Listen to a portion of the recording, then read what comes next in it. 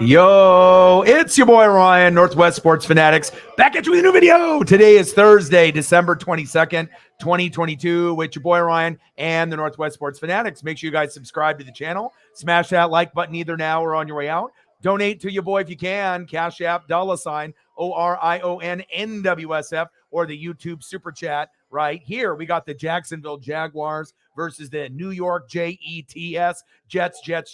Live play-by-play and reactions with your boy Ryan and the Northwest Sports Fanatics. Kickoff will be here in about 15 minutes. Hope everyone is having a fantastic Thursday. Now, there is a winter weather advisory warning for a good chunk of the United States, but primarily here for us in the Northwest. Things might getting a little, I'm not sure if they're going to be getting dicey or not. Sounds like we'll get somewhere between a quarter inch to an inch and a half of snow, but really the warning is going to be for the ice and the sleet and the freezing rain after tonight as we go into tomorrow.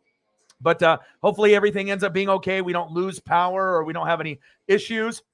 I got this beautiful background here. I actually had a field background and I had my studio background, but I like this outside view of a drone shot of MetLife Stadium there. So I figured I'd use something a little bit different. Sarah in the building, how are you? I hope you had a fantastic day. We're getting closer and closer to the holiday Christmas season. We're only a few days away, but as you know, if you're a part of the NWSF gang, I mean, we don't really take days off here. You know, we grind it out, and I'll even be doing a recording on Christmas. We'll be doing my Tampa Bay Buccaneers visiting the Arizona Cardinals at 5 p.m. So I'll be able to visit family in the morning, come home, and then after that, get settled, and then we'll have probably a little time to prep, and then we'll go after it then. Lots of games for the NBA as well as the NFL, and we also have college bowl season in full swing. So this is the best time of the year. We're getting really close to the big bowl games. We're getting closer and closer to find out who's going to make the playoffs and who's not,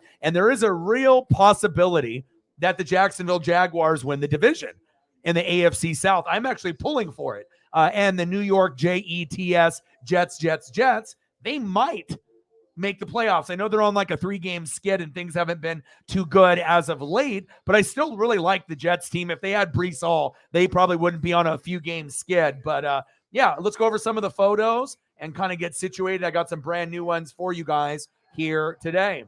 So we'll start it off with our visiting team quarterback, one of my favorites in the league. He's got a long ways to go to get to a point where we recognize him as like maybe a top 12 quarterback. But if anyone in that draft class can get into that top 12 category other than Justin Fields, it's this guy right here, the former number 1 pick from Clemson, Trevor Lawrence. I absolutely love the guy. I don't know if he's going to have the best success with Jacksonville for his whole career, or he'll have more success once he goes to his second team, like maybe the Niners or Tampa or wherever down the road if it just doesn't work out. But I absolutely love the progression, and God bless Dougie P, because if Urban Meyer was still there, this would not be very good for Trevor Lawrence. Then we got Travis Etienne. For a while, he was like one of the number 1 guys in the NFL, but now people are starting to fade him a little bit in fantasy. Still like Travis Etienne a lot, but I totally understand why. Got the brand new one right there. Then we got Marvin Jones Jr. We got Zay Jones. Christian Kirk, the big man with the big payday from the Cardinals. Evan Ingram really starting to show off his skill set, and he was ranked like the 14th rated tight end, had a big game of like 30-plus points. Now he's in like the top 5. So it shows you how bad the tight ends have been in fantasy all year. Evan Ingram could get in the end zone today. And then on the defense, we got Josh Allen, and we're not talking Josh Allen for the Buffalo Bills. We're talking Josh Allen for the Jags. Absolute stud. At kicker, we got Riley Patterson, and the head ball coach, you know I'm not going to forget him. Good old Dougie P got himself a Super Bowl ring in Philly. Philly's going to try to get another one with Sirianni, but Dougie P has been doing a good job, and I bet the person that is the most happy with everything, I'll tell you, one guy only, this guy right here. You know, because like I said, he's going to need someone to motivate him, someone to let him know it's okay to fuck up. Let him know don't lose your confidence. And that's exactly what he needed. Urban Meyer, that's more of just like a name, but he needed stability and someone that is a winner. Not saying that Urban Meyer isn't a winner, more of a winner on the college ranks, you know, with like Utah, Florida, and the other locations that he's been around. All right. But it's just not the same. Dougie P, I see you. And then let's go to the home team with the NY New York Jets, Jets. We got Zach Wilson filling in for Mike White. At first it was Zach Wilson, then Mike White got hurt, and then back to Zach Wilson. So we'll see if Zach can step up. At running back, we got Zonovan Knight. A couple new ones of him. Backup running back, who was the starter last year, Michael Carter.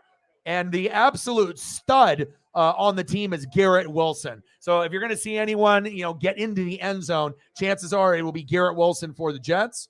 We also have Corey Davis, who actually is a pretty decent player. Elijah Moore, got a couple of him. Tight end, we got Tyler Conklin, who actually did very, very well with Joe Flacco early in the year. Not so much as of late. Quinnen Williams on defense. And we can't forget about our guy, Sauce Gardner. Greg Zuerlein, Greg the Leg at kicker. And we can't forget about Robert Saleh. So there we go. Hopefully we can end up getting a decent turnout. Anyone that comes in, if you can share the channel, through Twitter, obviously through liking and retweeting, that'll help us get some more people. And hopefully the tube will stop hating on your boy. At some point, it'd be really nice to be able to, get higher and higher numbers as we go. But you just got to be able to put a smile on your face, put your head down. Some channels get promoted, others do not. And, nothing has ever come easy for me in my entire life. So I just have to keep my head down, keep positive, keep grinding. And I know we can get to a good number, and hopefully we get a good turnout tonight. And even though I know a majority of America may be watching movies or going to go see Avatar, or maybe don't really give a shit about this game, this is actually one of the games I had circled, a couple months back, thinking, okay, what are we going to get out of the Jets and the Jags? And even though they're not the most popular teams, these could possibly be two playoff teams. Right now, they're two fringe playoff teams, but they got really good players on both teams. So I'm actually really excited for this Jags-Jets matchup. Not a lot of people are, but I have a feeling that this game is going to be much better than people think. That is big facts. How is everybody doing? Let's go. Got my Gatorade Blue. Let's get it. Yeah, but I know the weather is going to start to take a turn for the worst. Like I said, we got the winter weather advisory warning, and it says starting at right now from 5 p.m. until 10 p.m. Friday night. So it's a little bit of snow, a little bit of sleet, a little bit of freezing rain, a little bit of ice. I think they're more really worried about the cars and the commute. A lot of my buddies have tomorrow off just because obviously the workplace, they're not going to want to have people risk their lives for a couple bucks. So we'll see how it goes. But I already went and got a lot of the shopping and stuff done. So I got soup. I got some like taquitos and other things, cinnamon roll. I got plenty of fluids. I got plenty of Gatorade and Snapple, Mango Madness, and some kiwi strawberries. So as far as all that, went to the dispensary 2 days ago. So I got the Grand Pearls. I even got a pre-roll. I didn't smoke it last night, so I was thinking maybe when it snows tonight, maybe after the game is over, maybe I'll end up hitting up the pre-roll later on, late tonight, or maybe tomorrow. But yeah, you got crazy weather there. -1. I mean, usually we don't even get into the 10s or the 20s here in Oregon. And let me tell you something. I'm one of the most motivated motherfuckers on planet Earth. There is not a lot that can get me down. Yeah, I go through mental health issues, anxiety, depression. Sometimes I do get a little irritated or a little down on, the people in the room, the amount that is in the room. The sub count, could definitely be better. You want to have growth. You want to have people in the room. You want to be able to have an opportunity to get the most possible donos with the great people in the room. But I decided, no matter what the weather, Paisley needs the walk. I need the walk. So I was like, I need to listen to some music, and just get out there. And I'll tell you what, I put on pants. I have some Oregon Duck sweats that are from like the Duck players from the sideline that they wear. So I got the Green Apple hoodie, the Green Apple sweats. I actually put on my Oregon Duck sweats for the first time in like maybe a year. And I decided, it's way too cold at this point. And the wind, it's like 30 to 50. The wind is blowing and everything. I think at that time it was maybe 10 to 25 miles an hour. But now I think it's getting a little bit higher, maybe into the 20s or the 30s. But oh my God, I mean, I normally do the 1 hour walk, no ifs, ands, or buts. I had to cut my route short, and I had to take like a shortcut to do the short route. I could only do 30 minutes. And that was like probably 5 hours ago.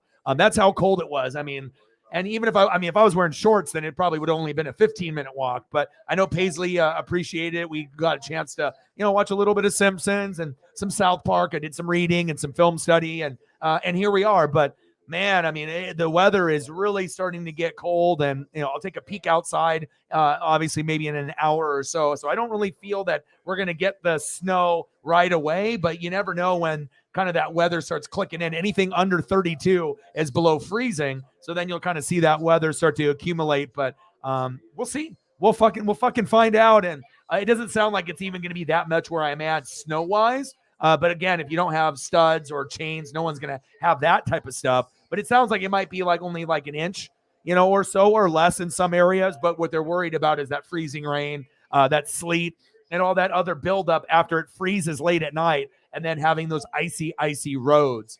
Megan's in the building. Jameson in the building. How are you? Let's get it, baby. Nice. I see his stuff on Twitter. I noticed that you answer every question that he does for those contests. I hope one day you actually win, because I know a lot of people, they say fuck it and they don't even do like the contest.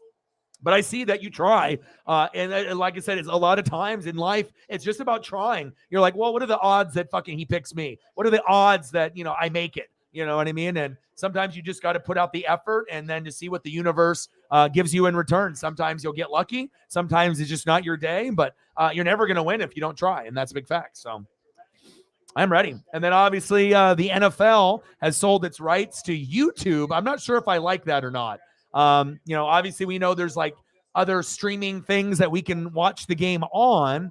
Now, if they end up doing NFL, on that platform, since it's not going to be through, these other ones that were bidding on it, right?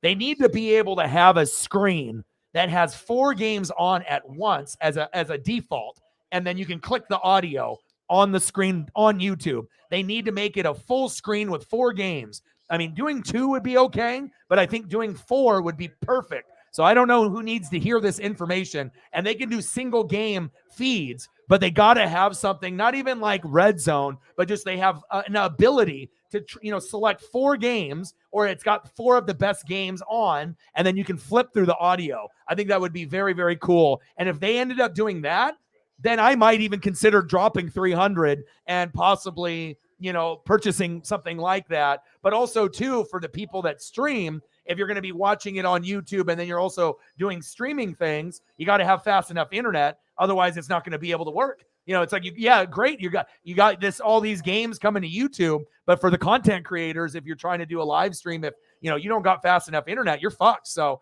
hopefully those people are going to, get their, T's obviously crossed and their I's dotted, because that might be a problem for some people, but most of the people that are already doing the live and play-by-play and reactions are already good to go. So that's big facts. Let's get it, baby. And then I got the rent put in.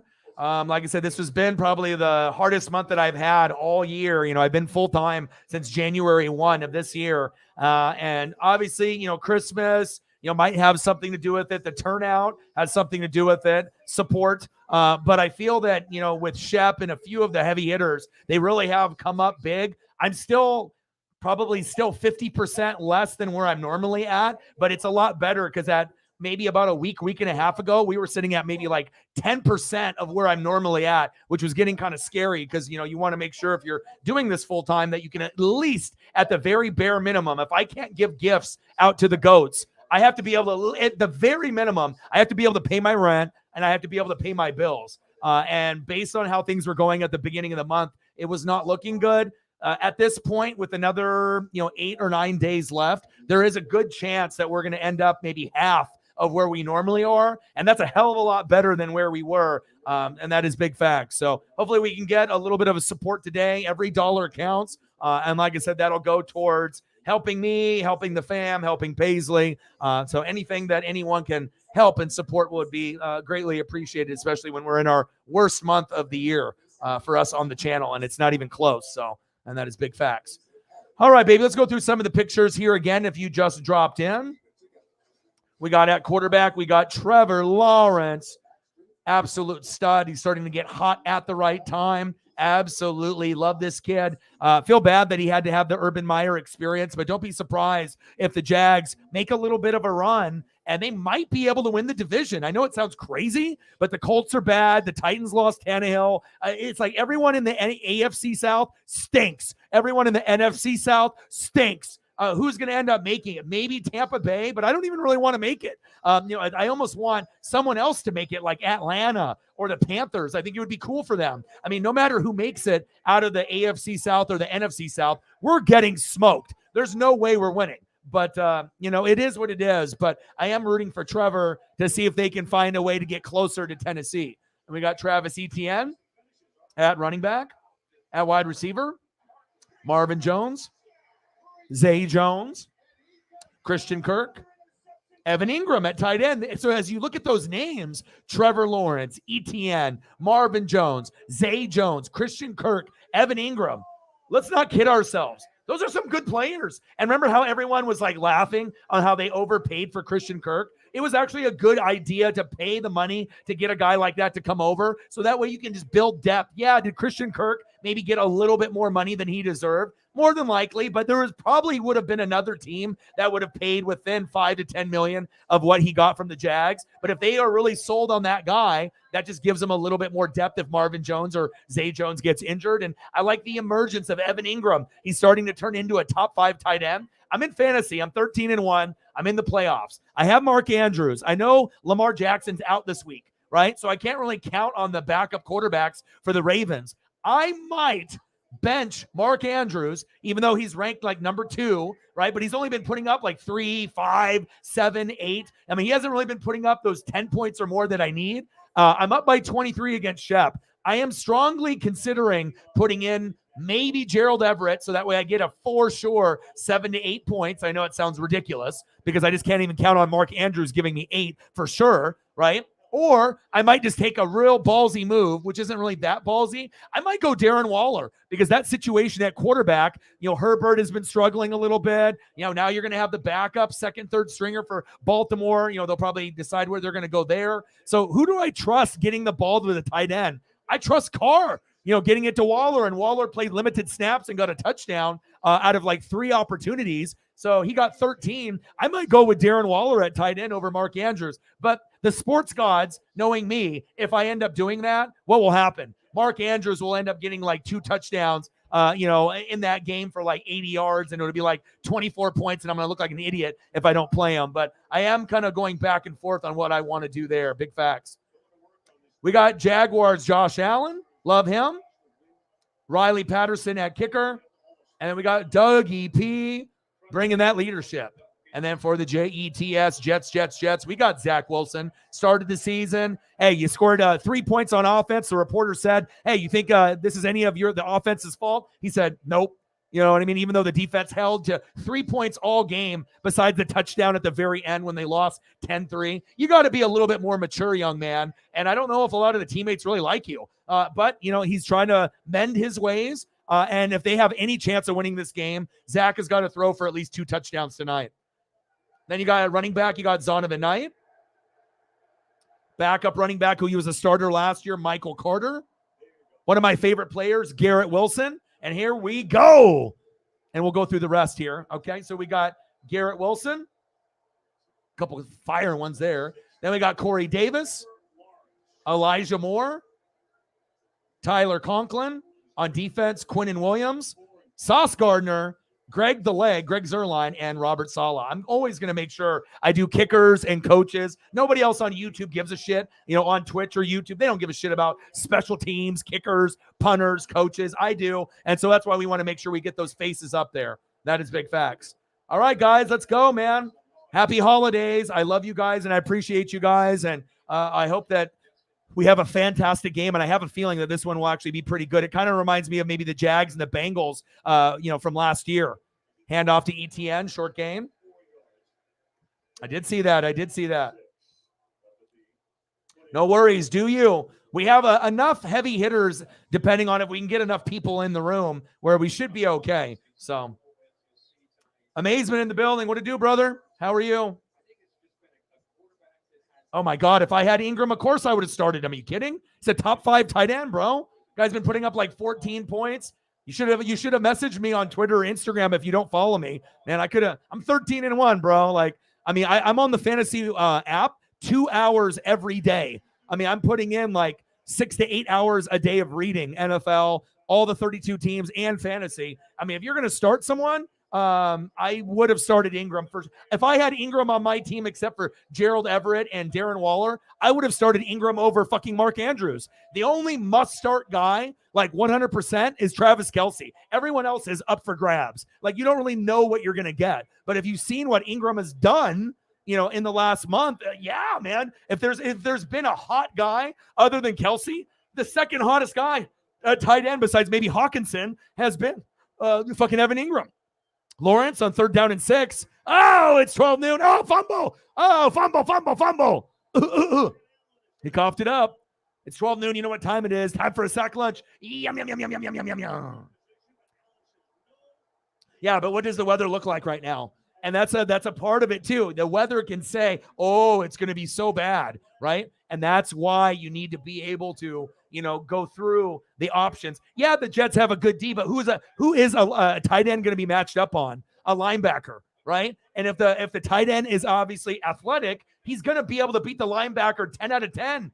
You know what I mean? There might be 1 or 2 or 3 guys, like Devin White or a Fred Warner, the upper echelon, the Shaq Leonard, there's so many of those elite line, Micah Parsons, right? There's always going to be like those guys. And obviously we know they have CJ Mosley, but are you that afraid of Weather and CJ Mosley that you're thinking that Ingram can't, get a really good pass from Trevor Lawrence? I don't know, man. That's just me.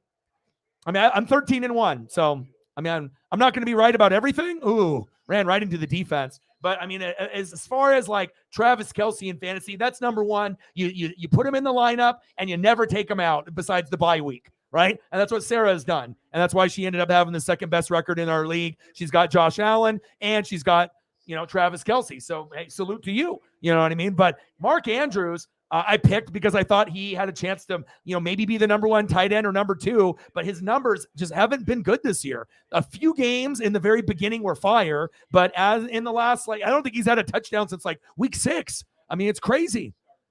There's no guarantees at the tight end. Knight bouncing it to the outside. But I do think Garrett Wilson and, we'll have an opportunity or two, and I think Ingram will have an opportunity or two. So who else do you have besides Ingram? Amazement. Who do you got on your fantasy team? What you got going on there? Type it in the chat. I'm curious.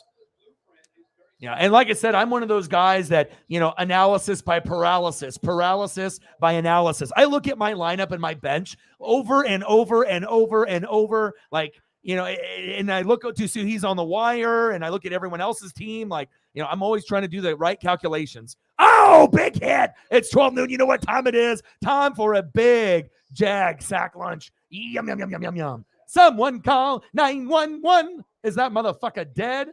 Maybe. Woo! Yeah, you got to be able to recognize when the blitz is coming, baby. Big sack lunch. Boom, baby.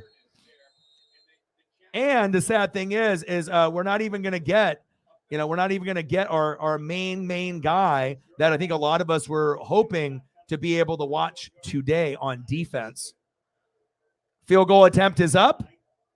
He made it just barely, but we're not even going to get to see our stud, Trayvon Walker. That's what I was really excited about, but he's not able to go. They take advantage of the shortcomings there, and boom, they get the field goal. A couple sack lunches on each quarterback, and hey, you got to take advantage of those turnovers. You would definitely want rather touchdowns and field goals, but I know the Jets, they're going to take it. I mean, since they're on a little bit of a skid, so 3-0, Jets are up, baby. Did you say any team? So now I can bet the overdog, underdog odds.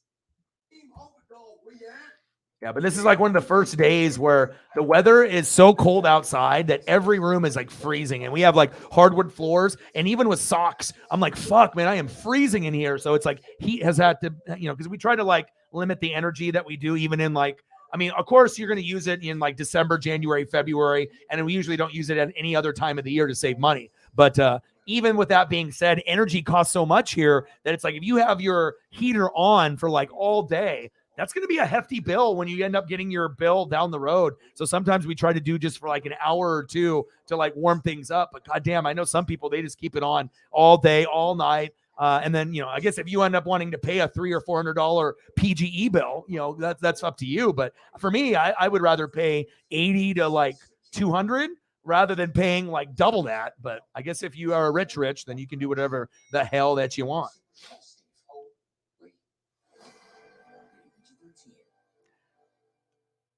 Oh, yeah, you had a league where you don't even have to do that. Yeah. So, I mean, if it's not like a priority, you have a special league then. But like for us that are doing, ESPN or Yahoo, I mean, it's like you gotta start one, So, yeah. And I got Waller because I drafted -8. Holy shit. I drafted Mark Andrews, right? And then tried to find, other options throughout the year. Dulcich, when Andrews had that like 2 or 3 week period where he was banged up. And I'm always going to usually start Mark Andrews, but when Lamar's not in, it's not the same guy. I mean, you're getting targets, but you're not getting meaningful targets. It's just like garbage throws that don't fucking matter. No room for yak yards after the catch because you're not getting that touch throw from Lamar. You're getting it from the second and third stringer like Hundley. So it's like, fuck, man. Like, but right now, I had Gerald Everett for the last month or so, and I stuck with him as my backup. But about a month ago, Brute Saint, after Waller went to IR, dropped him. So I waited like a month, and then I looked at the report, and it said that Renfro and Waller were going to come back in like a week or two. Then I scooped him, and then I just been sitting on him, and he was on IR, and I finally rostered him on my team. And that way that I have options, because you always want to have 3 options in fantasy when a guy is injured, right? Or a guy sucks, or it's just not as good. So for me, Mark Andrews, Waller, and Gerald Everett, that makes me feel better. At least I have options, instead of just sticking with one guy. So, oh, wow, that's weird. Oh, my. Woo! Australia got that energy bill through the roof. Going to Megan's house. Woo! Man, that's a lot. I don't think anyone in Oregon has ever had anything like that. That's insanely high. That's like not paying your bill. Like for us, if we had a bill that high, that would be like not paying our bill for like 6 months or something. Or if it was during the winter season, maybe not paying it for 3 months. Ooh, nice return. 3-0 Jets. Nice job by Greg DeLay. Here we go. Get a little bit of Trevor Lawrence. Bucks D, yeah.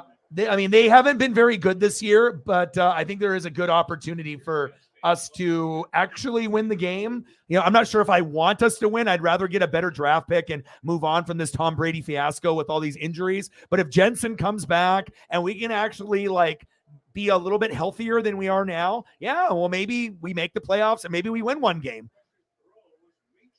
I don't think we're going to win 2 games or 3 games. And I think the most likely scenario, if we do make it with like a crappy record, 8-9 or 9-8, I would say 80% of the chance we're going to lose that first game. But if we do win and Jensen is healthy on the line and things are a little bit better with the health on offense and defense, maybe we win 1 game and then lose. Like we play the Commandos or, I don't know, Seattle or the Giants, like one of those teams that's, pretty good, but, maybe we have a good matchup against them or something like that. I mean, like I said, I want Seattle to get in, and I hope that, if they play us, I want Seattle to win. I don't want us to win. I mean, I've already got the Super Bowl. Like I said, sometimes it's good to let the other guy have their day. You know what I mean? And I think the better that Geno does, the better payday he can get, and I think he deserves it.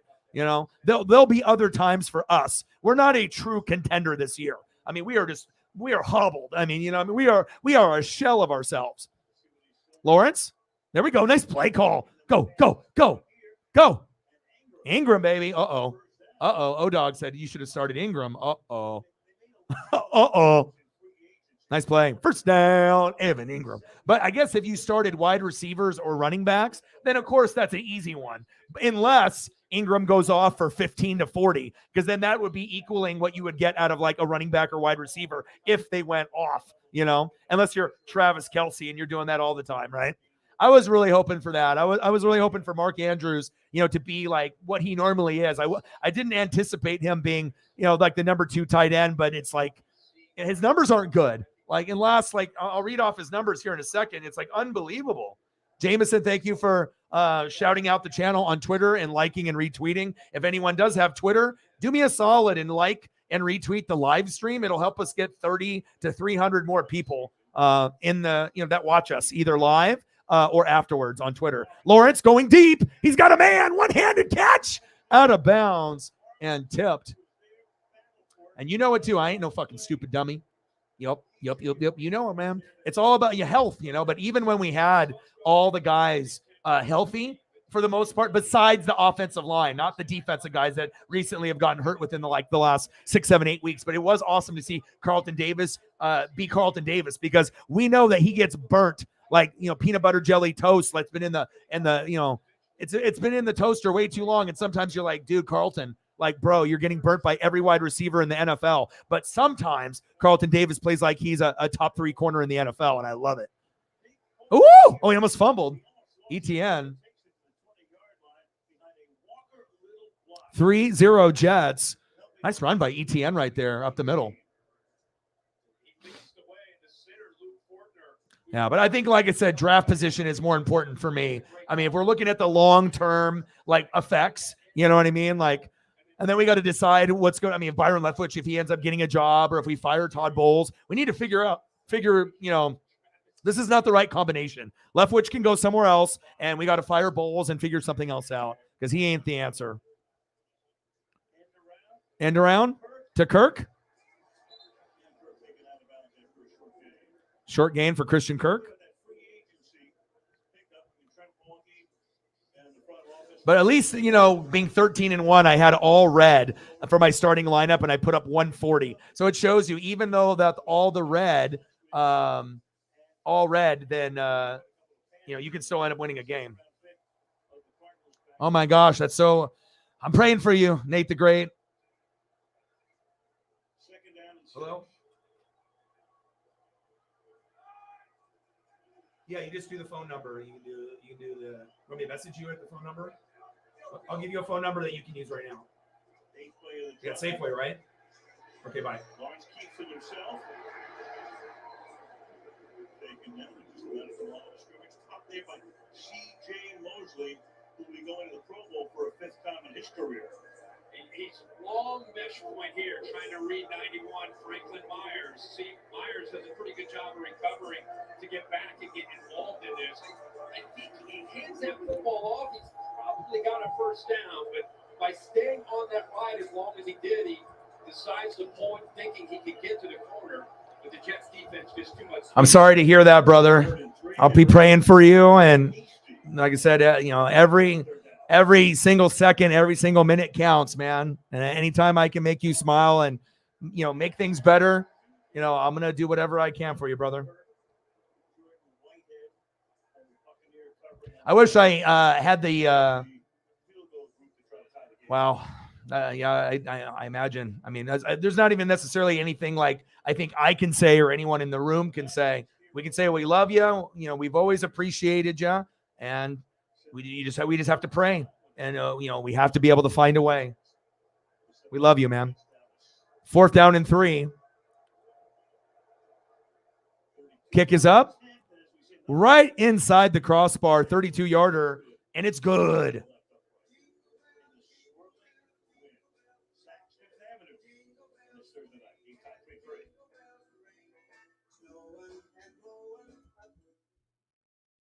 Did you know Google makes a phone?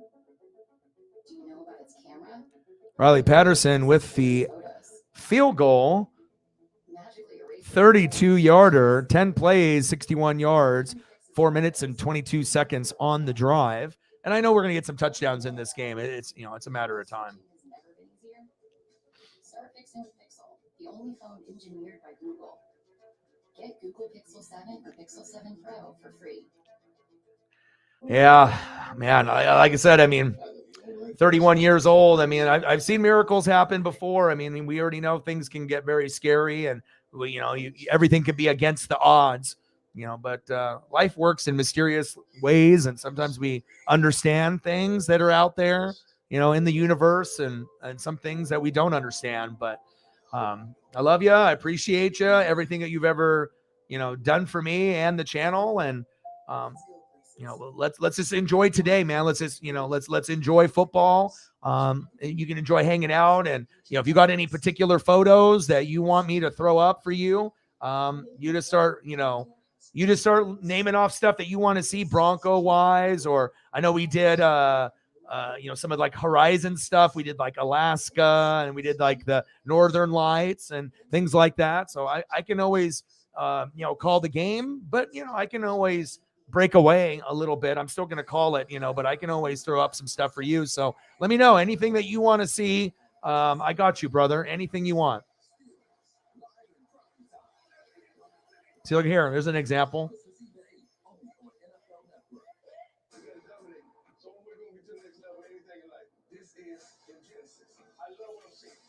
Absolutely, brother. That's something that we talked about. If we could ever find a way to break away from being grinders at our jobs, and if we could meet somewhere, Arizona or, wherever, and then just, try to watch it, some awesome pay-per-view and try to get some, pretty close seats. We wouldn't necessarily have to be like front row, but of course, if we're going to be meeting up, we're going to try to get the best seats possible and just live our best life, dude. And buy t-shirts together. I'll buy one for you. You buy one for me. We wear it, and you can, bring your wrestling belt with you, and, and we can have them in the air, and we just got to keep fighting, man. You know what I mean? That's something that we both have wanted to do. And I'm definitely going to be meeting up with a few of the people as the years progress. I feel that as long as the channel continues to have success, which I know it will, not only because of the hard work that's put in, but who I am, but who we have also in the room. That's really what makes it, I think, like a slept on channel. Cause it's like, we have our kind of niche small group. And there's a lot of channels that have more people, but I think that we will get to that point. But being able to have it like this is kind of like a life lesson where, sometimes things are nicer when they're intimate, when you can actually get to know people instead of just having 100 to 1,000 in the room and you never get to know anybody because the comments are going through so fast. You're not really getting the time to get to know people. And let alone if you had less people in the room and you're a big YouTuber, would you even care enough to get to know the people? Play action fake. Zach Wilson throws it into the dirt looking like me and Pop Warner. Come on, Zach. Come on, Zach.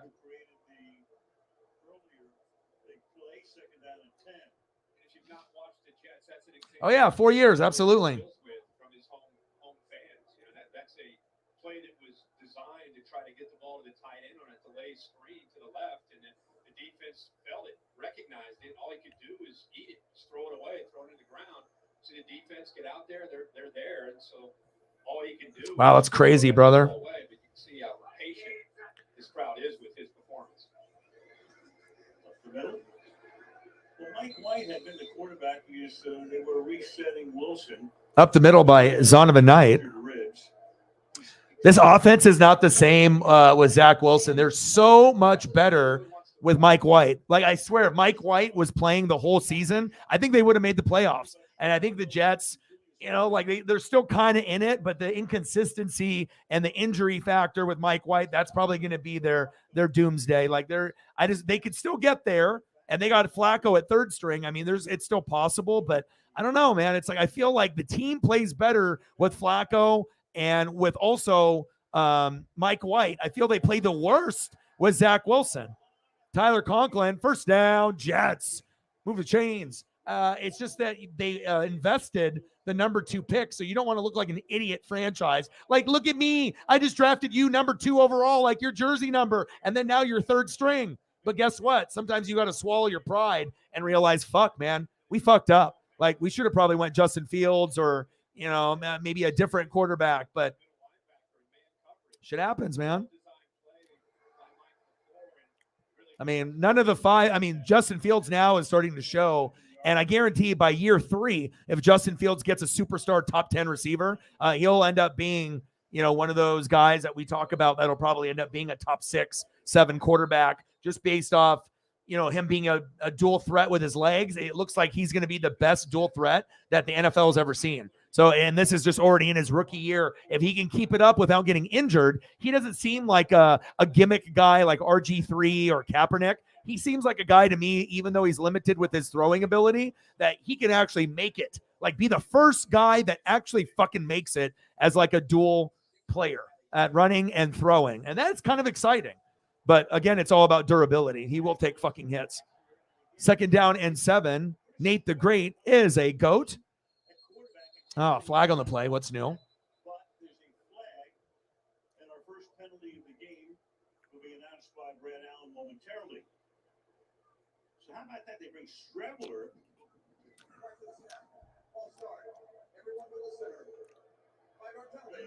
Yeah, dude, seriously, brother. Me too. And I had this like circled. I'm a weirdo, bro. Like, I love the NFL and I love sports probably more than 99.9999999% of people besides people that are a part of this channel. Because we're like that 0.1% that is just fucking insane. Like the amount of merch we buy and the support and, how many games and hours that we fucking put in wrestling and football and sports. I mean, it's insanity. But if it is who you are, that's why we're fanatics and we're not average.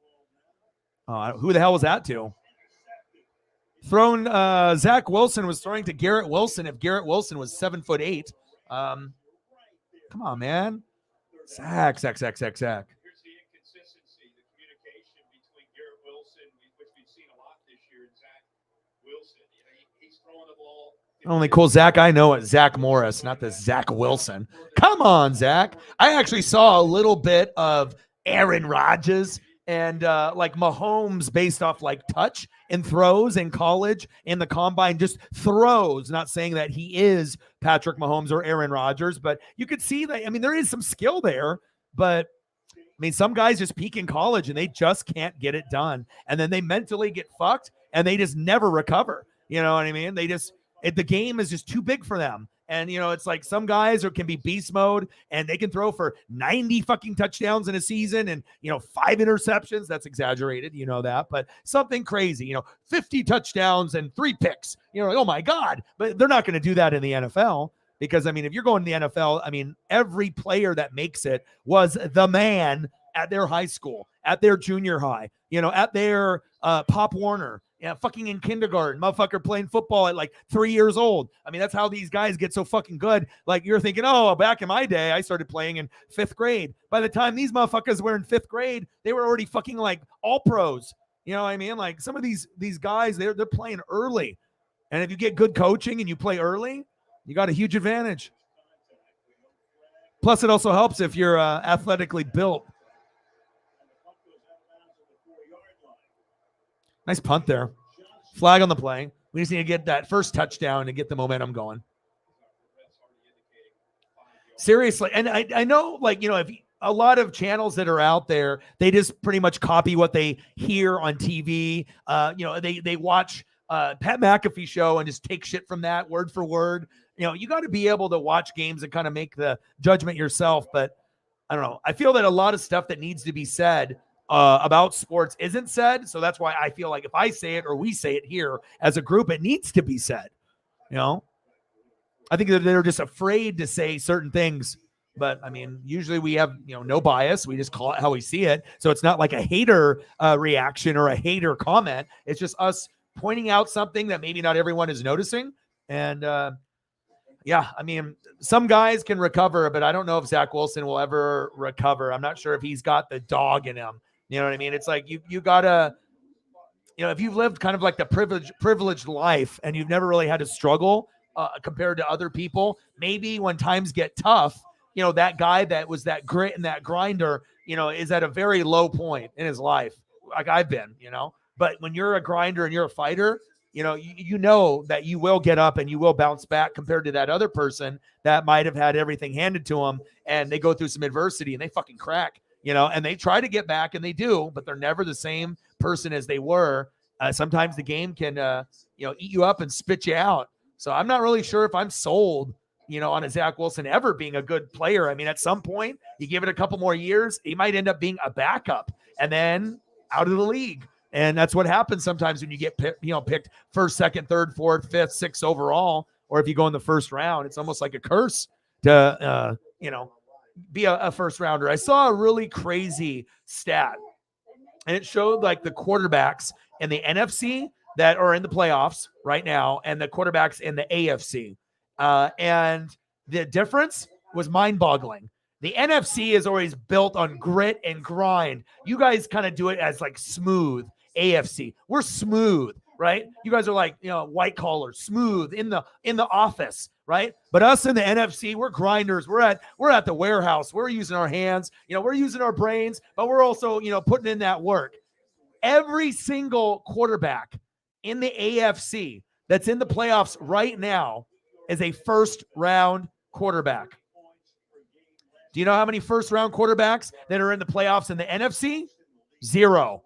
Last pick in the NFL draft, Brock Purdy, and you're going through second round, third round, fourth round, looking at all the players like Jalen Hurts and all. It's pretty wild, including Tom Brady. So, it shows you, like, I think the mentality of NFC teams compared to AFC's got the better talent as far as maybe like Hall of Fame quarterback. But I think as far as team, NFC usually has the better team because we're built on grit and grind. And we know how good you guys are on the AFC side. So that's why we have to work better as a unit, and we have to have better coaching. And if we have better coaching and we have a better belief, we can even beat a superstar Kansas City Chiefs or Buffalo Bills, because it's just, it's like Philly. It's like, okay, you look at Philly's team and people can hate on it all you want, but if you haven't watched them, then you don't realize that they are the best team in the NFL by far, because they can beat you in so many ways, and they have so many great players and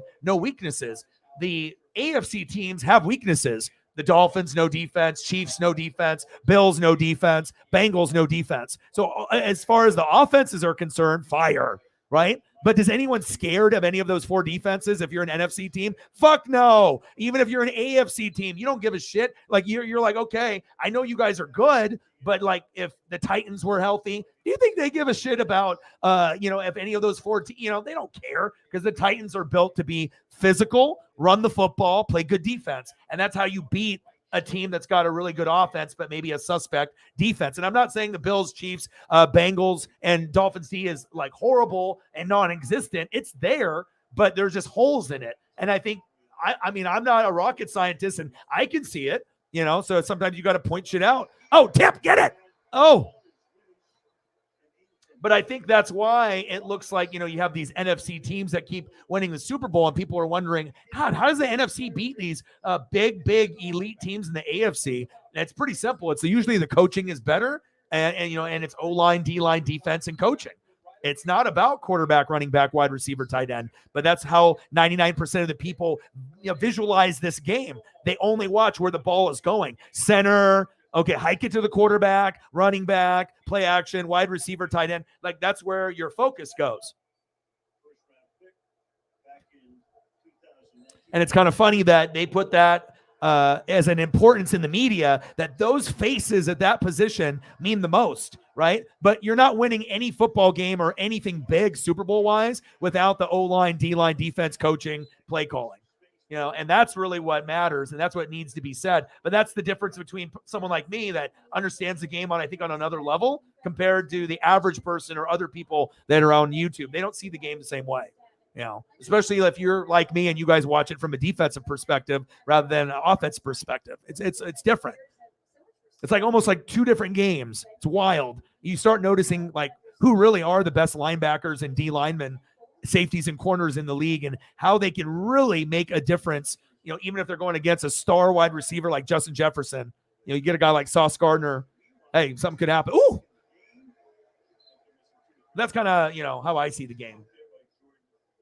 Oh, it's going to be, even if the Eagles are an underdog, I mean, it's kind of like their Super Bowl to lose. They gave up the most. They're picking up guys right at the very end, even like a Ndamukong Suh. You can't, like take that as not like a big deal. Like they're the only team that is all in this year. If they don't win it this year, it's a failure. With everyone else, if you don't win, it's not a big deal because they know their defenses haven't been very good, and they're probably going to be blessed that they get there. You think Buffalo, the Chiefs, or the Bengals? Like, we don't know. Like who's it going to be? We don't know. Ooh, first down. Evan Ingram moved chains. Moved chains. First down. I mean, statistically speaking, right, the Bengals went last year. So if you go last year, you don't go again unless you're like a Joe Montana, Tom Brady, Peyton Manning type of guy. And, is Joe Burrow one of those guys? I think he is. So, I mean, they might be able to break that rule where we might get the first time we get back-to-back, but maybe a different result.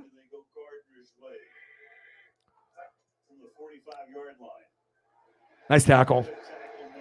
But I think most people in America right now are thinking Chiefs or Bills. I think that's kind of I would say probably the vibe that you feel like on the internet. It's like 80% think the Bills with Josh Allen, and I can understand. Then you get the Chiefs hardcore people that they go like, okay, we got Mahomes and Kelsey, and we got Andy Reid and Bieniemy. Fine, you want to go against us, but they feel that they're going to get enough points that even if the defense and the O-line and running game is shaky, that they're still going to get enough to win, and that could definitely be true.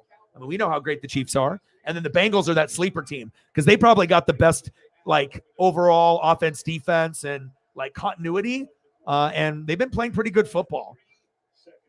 And the Chiefs can't beat the Bengals.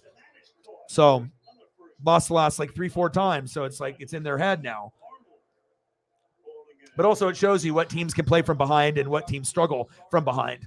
Some teams can fight the adversity and play from behind and come back and win. Other teams, when they get down by 10, they're not the same team that we're used to. We're like, what is this team?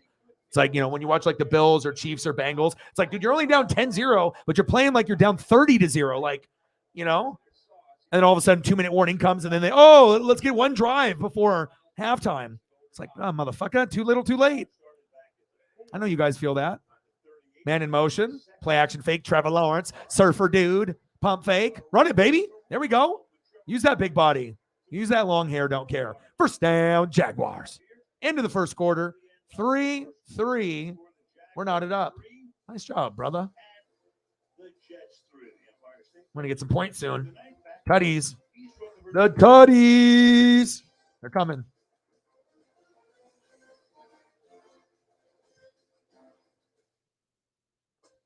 You're watching Thursday Night Football, only on Prime Video.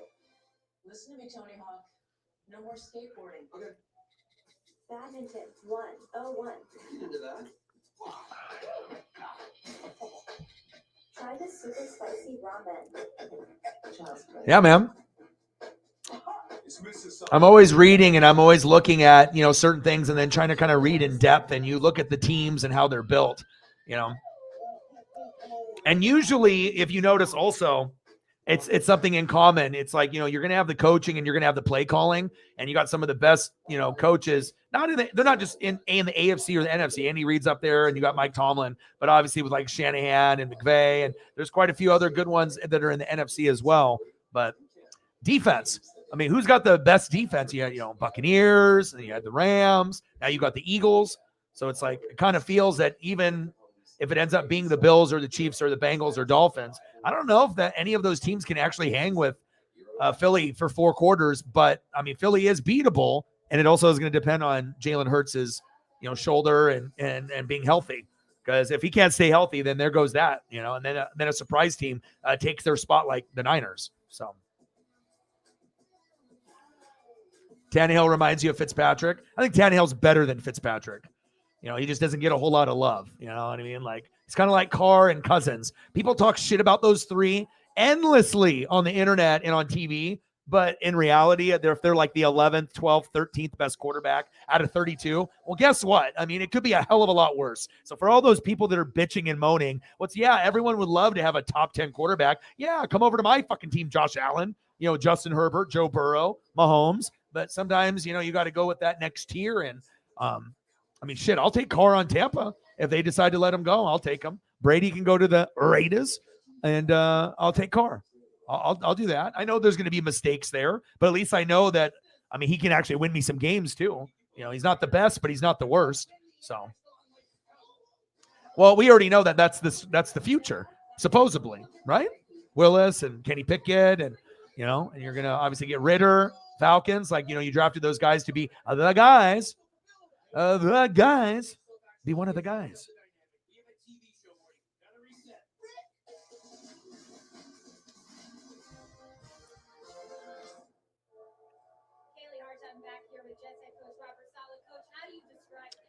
That's I said that all along, and you can ask anybody that's one of the regulars, Sarah. Like, I've been talking about the Niners for months, and then all of a sudden now they're starting to figure it out. You just got to be able to notice shit earlier than anyone else. But if you're watching more than everyone else and you're reading more, then you're going to pick up on little things. And sometimes you can see a trend about to happen. Like, if they can peek ahead and look to see like who they're playing, how they're playing, who's injured, and maybe being able to get on a nice little run. And you could definitely tell after the Run CMC trade. I mean, they're all in as well. They're just fighting the adversity with the quarterback situation. Short run there by Etienne. Final play. At the end of the quarter, the pebbles come up. The pebbles come from the artificial turf. Carl Lawson made sure he ate those pebbles. Goes in for a facial between first and second quarter. Second down and 10 now. The ball at the 24-yard line. My dude, Chief. Thank you, man. Things are rough, and you came through. My boy. Trevor Lawrence with the pump fake. Reaches and comes close to picking up a first down. Spot the ball very close. He says first down. It all depends on the officials say. There we go. Just got to get the first one, and then we'll be on our way. People don't really appreciate yet the NFL, the college game. We saw this in an area where he really grew. Let's go, baby. Chief, $20 donut on the cash app. Bang, bang, boom, boom. Appreciate you. Bang, bang. 80 to go. Let's get it, brother. Thank you so much, man. Flex on them, baby. Appreciate that. Lawrence, hands off to Etienne. Let's give him some Chiefs love. Appreciate you, brother. Let's go. That's my dude. Jerick McKinnon, give me a lot of points in fantasy, baby. I need 30. Actually, I don't need that much. My boy. Headbutt. Mahomes to Kelsey. Me to Chief. Boom. Thank you for that 20. Appreciate you, brother.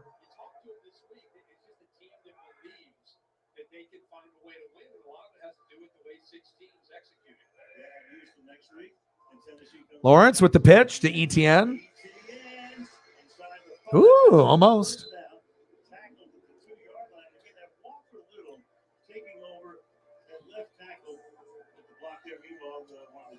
Cold. Yeah, and it's already like all the snow floats are all over the ground. I told you the quick flip the other way. Good job by Walker Little getting out front, but there's that acceleration again. Chief. And that's Chief's biggest dono to me in like quite a while. Guys got, everyone's got little things, everyone's got different bills and things like that. And that means a lot, man. I appreciate that very, very much. It's definitely going to help too. Chief, my brother, my boy. It's good. It's big. This will be the 14th play. 9 runs, 4 passes, and 7 first downs. All right, let's see what they do here. They're going to pound the rock. I mean, they've been getting pretty good results. This would be a good time to go to like Ingram. Like if I'm calling a play, you can always go like, you try to do something that the other team doesn't think you're going to do. So you've been pounding the rock, right? And so, everyone's going to start creeping up a little bit more and more. And they just assume, all right, one more time, they're going to run it. But that's the perfect time to go Ingram, play action, and then find him like in a fade route or in the back of the end zone. And I mean, that's how I would call plays, and when I watch the game and I'm breaking stuff down, because when you play like that, that's like what the Kyle Shanahan, coaches do. That's what like Sean McVay would do. So sometimes you got to look at like how they're calling plays and thinking like them. You know, it's like, okay, how would they do it? You know, how did, like, if you're an elite play caller, how do you do it if this is the team that you're coaching and you're doing Trevor, and you're like, okay, Trevor Lawrence right here, boom, I got you. All right, what are we doing here, Trevor? What plays are we doing? All right, here we go. Let's see what. I don't even know if they have him in. Do they even have him in? Oh, interesting formation here. No. Hand off.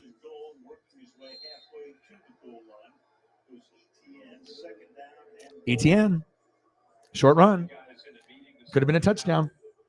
How high I am on Travis Etienne just because I saw him play so much in college, and of course last year's rookie year with that injury you referred to, the Liz Frank, he missed the entire year. I think people are just starting to see him get healthy and what he can do. He is not just a speed guy. He can lower his shoulder and run physical. Trevor Lawrence, hand off to Etienne again. Oh, just short. Oh. They're really committed to running the football here. It's like, motherfucker.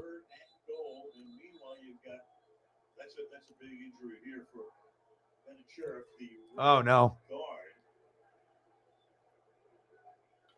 One of the major offseason pickups. Great player from Washington. So they work on him 3rd and goal when we come back. Chief Will Chief is doing his own dono train. Look at this guy. Chief Will Chief. Thank you, Chief Will Chief. $10 dono. He said, I'll give you 20. I'll give you another 10. Thank you, brother.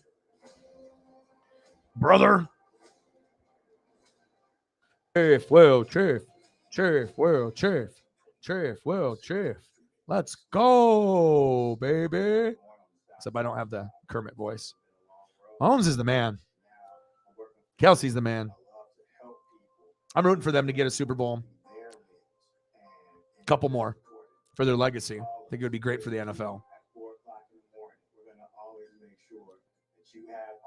It's greatness right there. And right here. And right here, baby. And right here. Congratulations, Tommy Townsend going to the Pro Bowl. Lots of guys went to the Pro Bowl. Lots of snubs. You know what I mean? And it shows you it is more of a popularity contest, rather than actual. Like Tua has the best stats as far as quarterback, number one, Pro Bowl. No. So it shows you, like, sometimes you can be popular maybe on Twitter or Instagram, and you can, like, if you want to clown on Herbert for, maybe Tua's more social media savvy, but just because you're good on social media or you have a social media presence, I mean, people would rather have the guy that's got the most yards in his first 3 years than anyone in NFL history in Herbert. So, but Tua has been playing awesome. And I think Mike McDaniel is showing how valuable he was at the 49ers. And it shows you how valuable Robert Saleh is to the Jets from the 49ers. Like, the 49ers have greatness everywhere. People just don't realize it. It's like you have Kyle Shanahan, you have John Lynch up above, you had Saleh, look what he's doing. And, you're looking at all the pieces, Mike McDaniel and what he's able to do. Like, that's why the Niners are always going to be in it every single year, even when it looks like they're going to have a shit year. If they can crawl in at 8-9, 9-8, they will always have an opportunity to go a little further because they're always built based off coaching, play calling, but they run the ball and they play great D. And if you do that every year, then you're always going to be in the mix, even if your team fucking sucks ass. It's like you'll still find a way to run the ball and play defense. You're like, all right, we fucking can't score any points on offense. Well, fuck me, but at least we're going to run the ball and we're going to stop a lot of people. So, that's why it's fun to watch. Oh, shit. Did he get rolled up on? Blake Hance coming in. Oh, that's not good. All right, are you going to pound the rock or what? 3rd and goal. I mean, dive over the top. Trevor Lawrence. They don't even want to give him the touchdown in fantasy. He's like, oh, you want fantasy points? Nah. Dive over the top by Trevor Lawrence. Touchdown, Jaguars. That was something he would do like in college. Along with, this is the beauty of being 6'6", right? With the plane get up in the air, he obviously breaks the plane. It's an easy one. And the ball comes out. That, when you're 6'6" and you have that kind of length, you're able to go up and over that defense. What a way to finish off that drive. That was their only third down play on that drive. So down the field they went. Nice play. Bits and pieces, 8 first downs along the way. First touchdown of the night, Riley Patterson. All right, Riley Patterson to kick. Extra point is up, and it's good. 10-3 Jaguars. Dougie P is happy. Reflecting the building. What to do?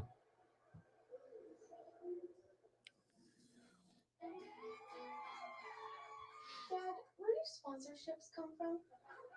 Son, when a pizza. Chief Will, Chief. Chief Will, Chief. Chief Will, Chief. $20, $10, $10, $20. That's what happened when Little Caesars became the official pizza sponsor. Now I got to throw up like a Jamal Charles because I know he likes a Jamal Charles. That's right, Timmy. Little Caesars is the official pizza sponsor of the NFL. Pizza. They go 96 yards. The smiling Trevor Lawrence has given his team a 7-point advantage. It's things like this for me when I watched Trevor Lawrence. Chief Will, Chief. Thank you, brother. He is. The smiles, the pats on the back. He just looks like he's in charge. He's become the face of his franchise. How are you, man? And I think Hope you're doing great. I think the game is just starting to pick up, too, so good timing. Yes. Yes. Coming back last week, right off that. Taken at the 2-yard line. Braxton Berrios. Barrios down the sideline. And he's out of bounds and over the bench he goes. Yeah, I mean, the rules don't make any sense in a lot of football. Wow, we got quick word from the Jaguars that their right guard Brandon Scherf is questionable. Oh, he ain't coming back. An ankle, you see him get rolled up on here. Yeah, the best part about, being able to have the support, from you guys is just like sometimes randomly, like I'll just like check my phone and there'll be something in there. Like just, out of the blue. That's love, man. I appreciate that.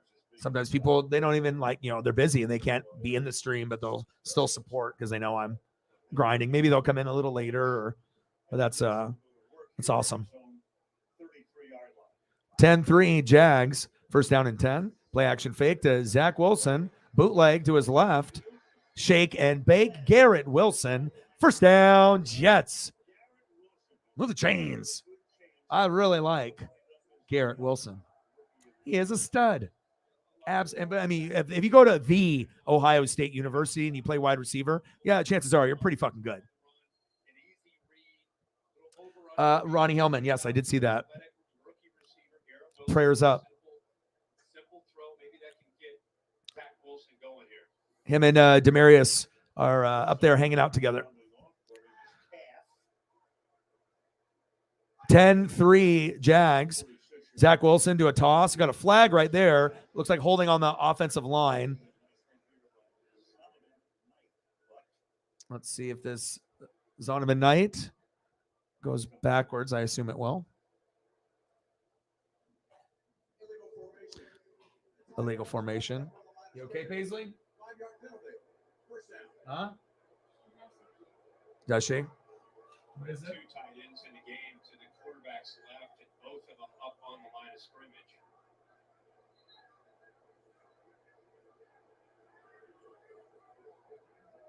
So trying to work his way back in because of the stellar year he has had, rookie record for receiving yards, breaking Keyshawn Johnson's old Jets mark. First and 15 now. Play action. Keep travel. Sorry, I had to go attend to the dog. But the dog was like choking on something. Always got to be careful, like, socks and all kinds of things. You got to be careful to see. Otherwise, she'll try to, eat it or chew on it, swallow it, and then barf it up. Not healthy. So, I'm always trying to maintain. Huh, Paisley?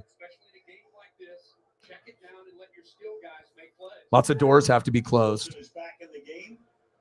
10-3 Jags. First down and 10 in the second quarter, 9:35 to go. Zach Wilson to a halfback toss. Zonovan Knight going Zonovan nowhere. Oh, but he did get loose there. Nice second chance effort opportunity there. 30. Let's get to Ando. That's the thing that gets overlooked, right? Is that how involved he was in the run game. 18 tackles. You know, he's missed a bunch of tackles this year because he's so aggressive. But the hero last week, and he and Andre Sisco in the back end of this defense. Statistically, this defense isn't off the charts, but they're athletic, and I think they're gaining confidence as we get near the end of the year. And if all those missed tackles in one afternoon, anyway, so that stops play.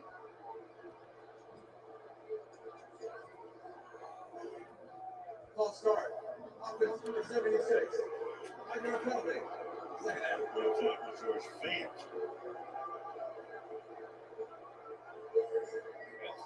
Different left tackles, 5 different right tackles. So many injuries this year up front for Robert Salah in this offense. If you look at a lot of the teams that have had problems this year, it does start. Second down and 21.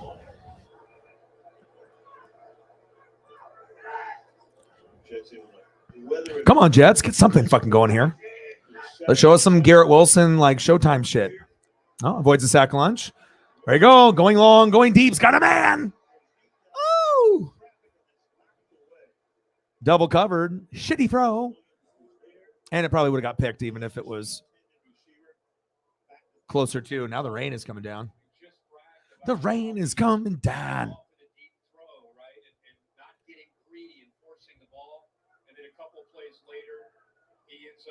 It and throwing a ball that should have been intercepted there by Williams. Good effort there by Corey Davis to knock it away. Yeah, Williams almost had his second pick of the night. Just on the first one. Man, that rain is coming down. Man, weather is really starting to really feel more like winter in more places in the United States now. I mean, we're still not getting snow everywhere, but nice little dump down. Ooh. Michael Carter getting an opportunity. Oh, Sheriff looks fucking fucked up.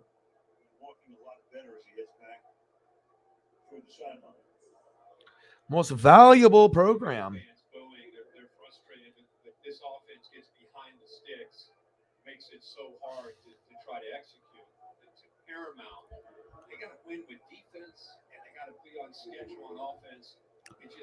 Yeah, this is like, it's definitely the coldest. I mean, I put on pants for the first time in a fucking year. I had to put on my duck sweats to take Paisley on a walk. There's no way I could go on a walk.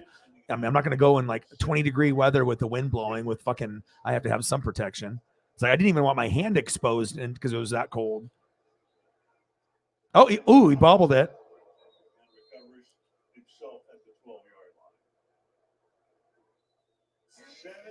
All right, 10-3, baby.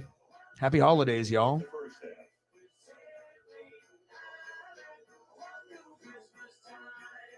So waiting for that Zach Wilson touchdown. I bet if Mike White was playing, we would have got one by now, or it would have been, or it's like very close. I mean, I guess like you have two ways to look at it. You know, it's like you either bench or replace the guy that you thought was the guy and you wasted that pick, but a lot of picks get wasted. But I mean, is it smarter to stick with a guy because you drafted him number 2 and he's just not the guy, or to be able to have the heart to heart to be like, dude, we fucked up. Mike White's better. And even though he's a lower name guy, we if we want to win, we got to put the guy that's going to give us the best chance to win, not the name, but who's the guy that's going to be better. And sometimes those lower guys get overlooked. But I think in this case, you know, Zach doesn't even really need to be, I mean, they could go with Mike White, and if that they want to move on from him, they can get someone down the road. But I mean, I don't know what direction they're going to go or how long they'll be invested. I don't necessarily think Zach Wilson is horrible, but I don't know. I just think there's a lot of other quarterbacks I think I would have. I think that I see a little bit more of a brighter future. But it all depends on the team, because he could go to like the Niners and ball out. You know, Niners are like, oh, you're trash now and no one likes you. Oh, come over here to San Francisco. And then he takes them to like the NFC Championship game. So coaching is everything too.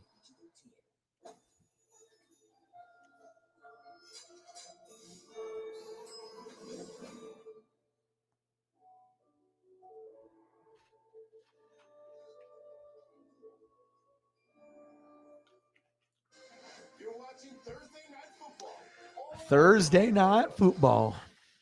Thursday night foosball. Man, look at that weather. Rain, rain, and some more rain. Oh, the rain.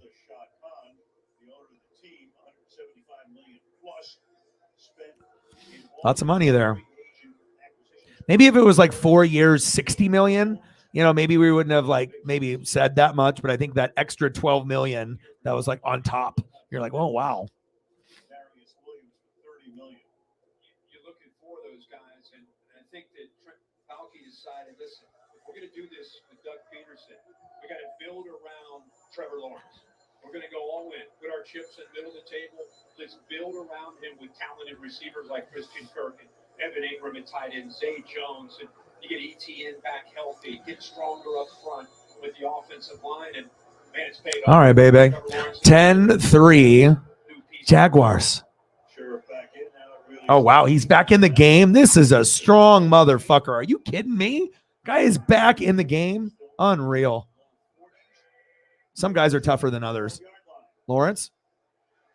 Good defense there by the Jets.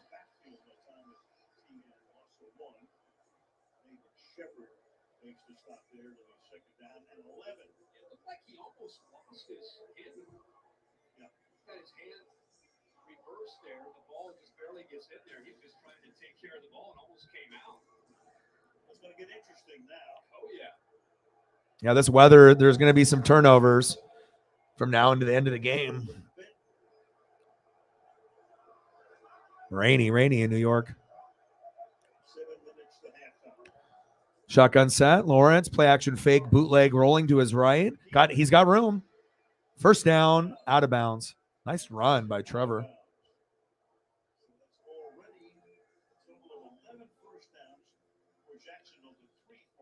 Nice job. Oh, you see some places where it's just like a little sprinkle, but usually you can't really tell when they do like the far away camera, but like when they do the close up and they're, oh wow, and then you can kind of see. I like the rain and snow games personally. The sunshine games are great and all, but I remember when I would play Madden, I would always have the snow or the rain. I don't know. Those are always just something extra happens in those games. Shotgun set, Lawrence, hand off to ETN, runs into a brick wall. How happy was Lawrence when he drafted ETN? Same draft, huh? Yeah, familiarity, and he would be the first one to tell you why he gets most of the headlines. He would tell you that the defense has to pay attention to the big playability, the threat of it. Not just running the ball, but Travis Etienne, as people will see, he's really a receiver playing as a running back. He has that kind of skill with soft hands and route running. So he makes that defense have to keep their eyes on him and makes his job much easier at quarterback. Huge disparity in play, possession, yardage. Quick throw to the outside. Outside to Ingram. Woo! Uh-oh. Ooh, amazement. He's like, damn, I should have played Ingram. Oh, my. Ingram. I wish I had Ingram in fantasy, no lie. Because if I had Mark Andrews, I'd be like, dude, I'm putting Ingram in over Mark Andrews for the rest of the year. Nice blocking. Beautiful blocking from effort from the wide receivers for the Jags. Everyone's all in, no egos. Just like, let's just do this together. Underdog. They're fun to watch. You could tell in a couple years, they get a few more pieces on offense and defense. Then they'll be like almost must-see TV. They could be a team that would be like maybe a 10-game winner if they get to that point. Handoff. ETN, short game. When Evan Ingram was playing for the Giants, he told me he watched from afar and appreciated how crazy, right? Yak yards. I always look at the athletic guys. You got to be able to look at guys that, they can get fantasy stats like everyone else, but what separates those guys that are great and then the ones that are like the best in the league? It's the yak yards, the guys that have the ability to make the big catch like all the rest, but then they can run for like 30 yards after, sometimes even score. That's what separates the good from the elite. Trevor, like Jay Jetta, for example, so he's he's going to go down and maybe the best receiver of all time besides Jerry Rice. I think that at some point, if he keeps going the way that he goes and if he gets a better quarterback than Kirk, he could end up being the number one guy with Jerry. I think that he could surpass like Randy Moss and T.O. and Megatron. I think if he played for 15 or 20 years, I think Jay Jetta is going to start to show how good he really is and how much better if you go and look at his like records that he's broke already, he's already broken like many records already, and he's just getting started. So kind of like you can see it. And no disrespect to Jamar Chase, but Jefferson's better. Not by a whole lot, just barely. But I mean, if we're going, based off like top 5 receivers or 6, the separation between 1 and 6 is not by very much. All of them are just beast mode like crazy.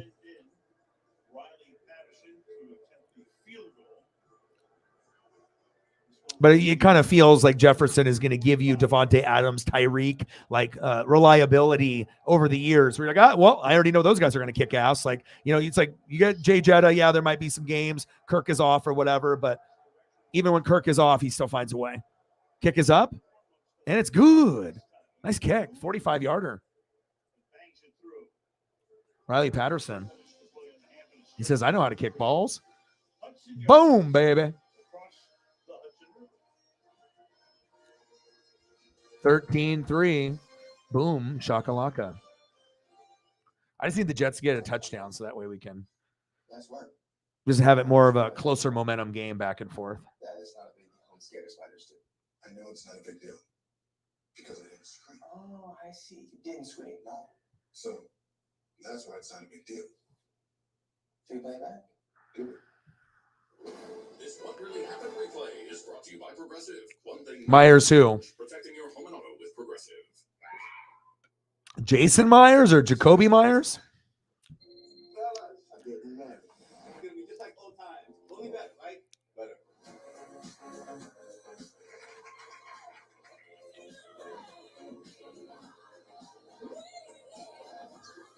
Life doesn't always go the way we expect. If we're lucky, we end up where we're supposed to. Yeah, and like I said, I think a lot of times if you look at the week to fantasy, you're not going to get the most points. The number one thing, like for the elite players, it's all about consistency, and so you're just looking for consistency for 2, 3, 4 weeks in a row. So that way it gives you a better idea of who you can trust and who you can't.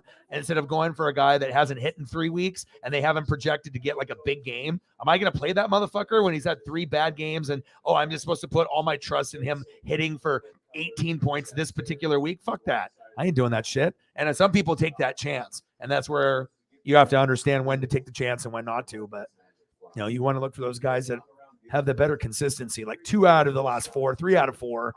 Okay, I feel a little bit more comfortable.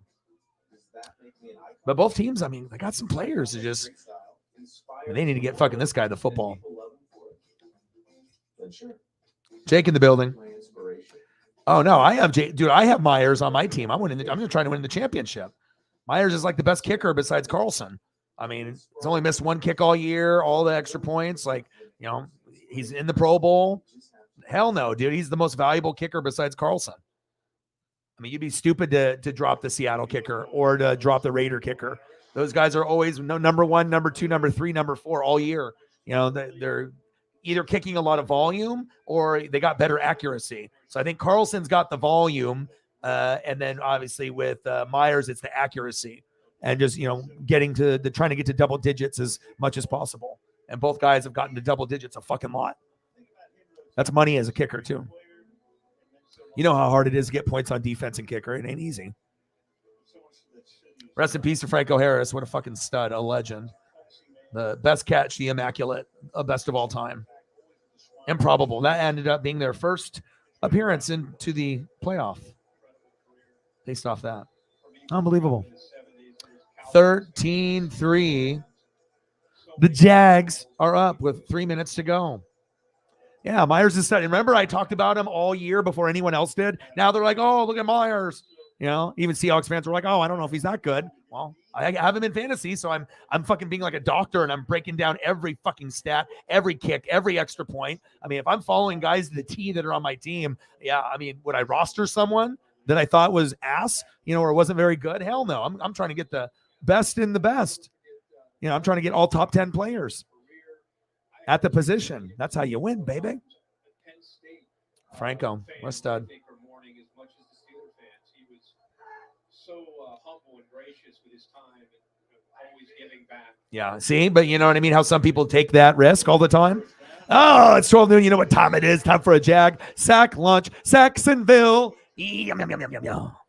Nice one. Robertson Harris. Saxonville. They had a squad back then. Clyde Campbell and Bouye, Ramsey. They were nasty. Just a little bit more offense out of Blake Bortles, or if it was a better quarterback, maybe they would have went to the Super Bowl and won it all that year. I mean, they were special that one year. I know. They were like the anniversary of the actual catch was within a couple days of that time too. Oh, good defense. My goodness. Their boo birds are coming out there. Boo, Zach Wilson, boo, boo, boo, boo, boo. Say Zach Wilson, boo. Zach Wilson, boo. They're like, put in injured Mike White. Put him in. Then, you know, half the crowd would be like, yeah, this guy can't do it. This Mike, throw with your left hand. Wouldn't it be sad, though, if like Mike White actually got in and then played with his left hand and did better? He's like, yeah, let me take care of this, dude. I'm all injured and shit, just playing left-handed little 2-yard throws and just running the ball the whole time. 3rd down and 18. I do like Mike White, though. Ooh, big tackle. Michael Carter said, fuck. Oh, I hear all the great cheering that we have in New York. These guys are like, we're in the rain for this. Look at him, Bobby Boucher. Let's go, he says. I just paid for a $12 beer. What's up, dudes? Did you know Google makes a phone? Do you know about its camera? Like the way it fixes blurry photos. I just don't think he's got it. You know what I mean? He just doesn't seem like someone that is willing to fight for, everything they got in their heart and soul to be able to stay in the league and to be able to dominate in the league and to be, you know what I mean? Like every person grew up different. Everyone has a different background, but it's like, okay, even if you had more, privileges than maybe some of the other people, you still got to be able to have talent and work hard to get there. But once you get there, you have to be able to put in even more work. It's like you're starting over. It's like how I feel next year. It's like, I'm going to be doing this for 11 years, but, just doing it full time. It's like I'm trying to just like almost start over again, doing it that way. It's not easy, but I'm not sure. It's like if things are bad, does the person have the dog in them? Are they smart? Are they hardworking? Do they got the dog to fight back? And I'm not sure if he's got the dog in him. I think Trevor Lawrence got the dog in him because he's fucking never lost in his life. And then imagine just like winning every game you played in your entire life. And then you go to the NFL and then you're like, what is this? And you're just losing like almost every game. That could like fuck you up. But they got something good here. But I do think that, like I said, if Zach sucks here, right? But you put Zach on the Niners, he could play better than he's playing here. How much better? We don't know, but it would be better. So sometimes it's also scheme and, who you got on your team and the play callers and whatnot. So, I mean, he does have weapons, but obviously the offensive line is not very good. Because even when Mike White was playing, I mean, he played good and bad, but you just get more energy and more belief. And I think that when they like you, it's like when you played sports growing up, when someone likes you and stuff, like you can tell you could be the backup, but sometimes the backup guy, like if you're a backup quarterback, sometimes they'll play harder for the black because they like the guy. They're like, all right, man, your time is limited here. Let's just fucking try to dominate this shit. And sometimes you would see that in sports, and sometimes that guy ends up being better. But every time I watch Mike White, I'm like, I know he's got kind of like the most simplest name ever, and he's just like most people think he's like a jobber or like just backup. But I mean, shit. I mean, if I want to win games for the Jets right now, I'm definitely going with Mike White, and I'm not even looking at Zach Wilson ever again. And then if I need a backup, get rid of Flacco and just try to get another person to pair up with Mike White. But Mike White's got to stay healthy for them to consider him. Otherwise, it's just going to be, well, we'll keep you, but we can't count on you to play the whole season.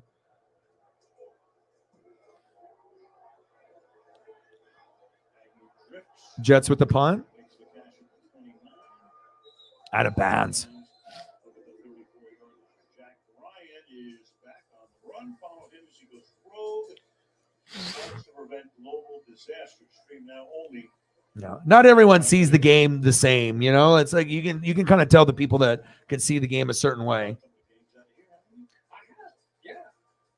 I actually did a COVID game with Steelers and the Giants. Yeah. And the Salah could work if you have a specialist, you know, like specifically like a quarterback guru, or if it's the OC and you have this like super bond, you know, with that person. So you don't have to do it. But I mean, usually if you get an offensive coach and they're very familiar with play calling and, you know, quarterback, running back, wide receiver routes, and you can get the most out of a guy.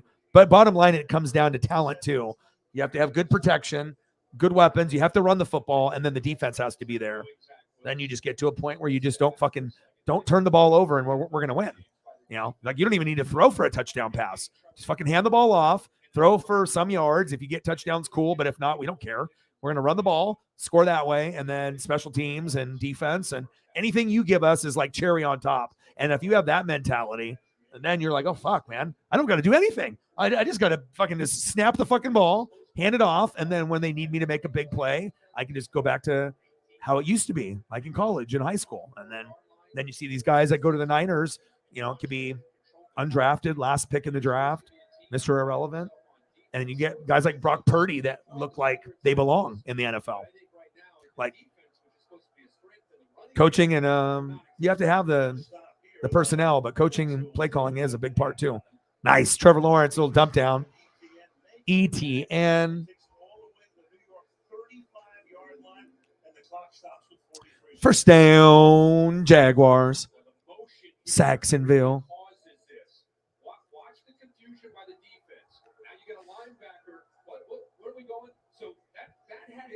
I mean, sometimes I think people like give up on people too soon. You're like, yeah, this fucking guy sucks. And it's like, yeah, we get that he sucks, but is there any hope for the sucks? You know, can the sucks get better than the sucks right now? Like, you know what I mean? Like, okay, put him in another team. Visualize. Okay, give me the Eagles or the Niners. And I'm like, I'm substituting the starter and putting that guy. Is he going to be better or the same? Then, you know, like much, much better. And then you look at it like that. And then that kind of gives you a gauge if you think a guy has any actual ceiling or potential. Because then if you go to a team like the Niners or an Eagles that's got like everything and you can't do it, then it's not you. You know, it's you're not the guy. You know, maybe you're a backup only. But a lot of people didn't think Jalen Hurts was very good and he's going to get the MVP. I was like, Dak 2.0. I've been saying that for years. He's not very good. We're going to draft a quarterback in the draft. And then now they got like 3 jerseys. I've been supporting them all day, since day one. Just good to see him develop. And I hope that, I mean, then they'll be calling Dak a Jalen 2.0. I mean, it keeps going this trajectory.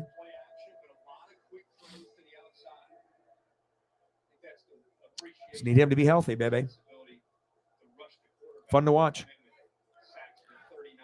And his delivery is going to be able to get better over the years because the mechanics aren't like as smooth as they could be. Sometimes it's a little robotic, and I think this working a little bit with the footwork and then the arm motion, I think he'll keep getting better and better. Move the chains. ETN.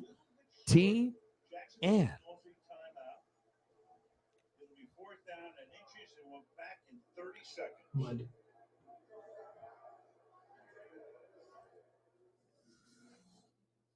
What? Quarterback. Dallas Cowboys. Not later. Pocket plays, drop dimes, receivers. Feel 80,000 fans on my shoulders as I carry them to victory. You know, not the rage.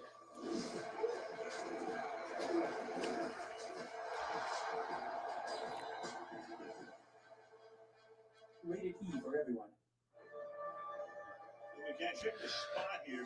All right, baby. 13-3. Chief will Chief is the MVP. Nate the Great is the MVP. 4th and inches, 44-yard attempt. 34, so a 44-yard attempt. Patterson, And that no good. Wide left by 1 foot. Are you surprised they didn't go for it there? A little bit, because they have the Jets right now on the ropes. They're not doing anything offensively. Yeah, can you imagine Urban Meyer? He's like, yeah, man, I'll grind on some other younger ladies that aren't my wife at the bar that, he owns, and, just being a fucking dumbass. Great college coach, but that just was a bad hire. Some people are just not made for the NFL. Some are only made for college, and some guys are elite. They can win championships there, but not many people are good on both levels. I mean, it takes a real special person to be good at both. Like, the only one that's really good at both was Pete Carroll. Like, that might be the only one that's like been elite in both. I mean, as of in the last 30 years, unless anyone can think of another one, better than that. But I think if you look at the numbers and the win percentage, I don't think anyone's even close. So he's got that going for him. 15 seconds left. We'll take a timeout after a 7-yard pickup. I think also respect. Sometimes that goes with it too, like how you playing. Like, are you trying to, step on the gas and, are you trying to go for blood? Jaws. Are you trying to just end it? And just try to go 23. Or let's do the smart thing and statistical. Let's just if he gets it, cool. If not, But they lost to Detroit, giving up a big 4th down, which resulted in I mean, I can always respect a team that's going to go for a field goal when they should go for a field goal and they just miss it, rather than blatantly going for something that they don't really need. I mean, they could have went for it, but I think it's kind of the sports psychology of the game too.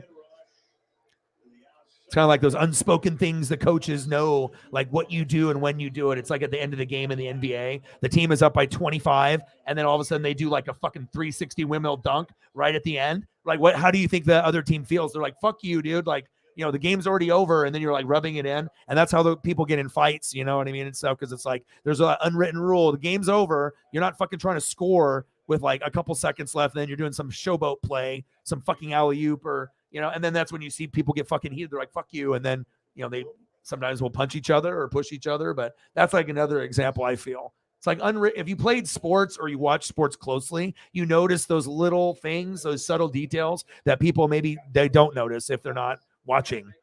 But 3rd down and 3. Everyone's favorite quarterback, Zach Wilson. Why can't it be Mike White? I would have been so much more excited. We would have already gotten a Garrett Wilson touchdown already.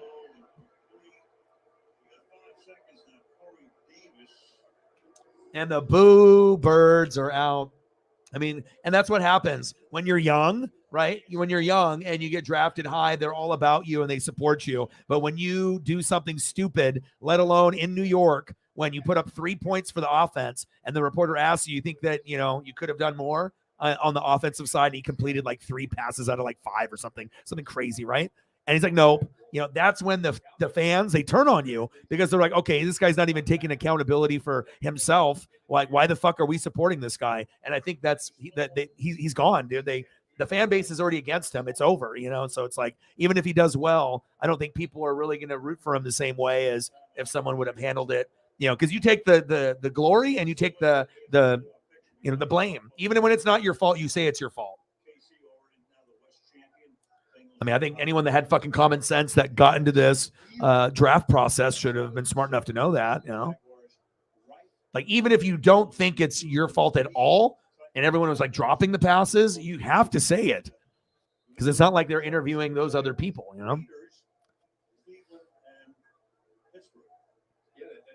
the race for that 1 seed is getting really tough. Oh, man, AFC is going to be so fucking wild.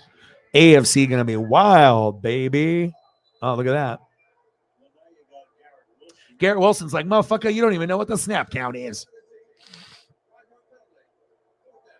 Oh, I mean, everything is under a microscope in New York. I mean, Jesus Christ, bro. Aaron Judge got booed by the fans after he broke the fucking record of Roger Maris just because he was on a slump. But guess the fuck what?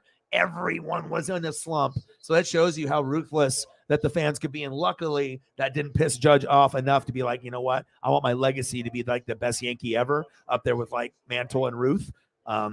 Shout out to him, dude. DiMaggio going deep, throwing it to anybody but his team.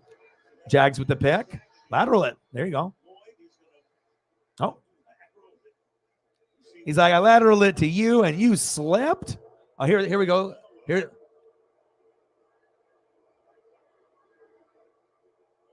And right now, that shit hurts his feelings. You know what I mean? Like, you can just tell on someone's face, like, when you're hurt, you know what I mean? Like, no one likes to be fucking, like, yelled at or booed or, you know what I mean? Like, you got to have some thick skin. And, man, it looks like it's really, like, he's like, man, this might not be for me, Maybe I need to do a podcast instead, or maybe I need to go down another path. Because it's definitely not going to work out here. You already burnt your bridge. It's crazy on one word comment, that could ruin your career forever. And like, you're watching it happen like right there. Because again, regardless if he even ends up being like a top 12 quarterback, like he'll never get the full support based off that comment. But I don't know. I don't really see him as a top 12. I think there's a few others that look a little bit better. Hampton by Hilton for the stay. Playing Thursday night football. Yeah. Sorry. Well, you can tell who plays cute and like who actually tries to stick to the script. You know what I mean? Who takes chances and who is more conservative.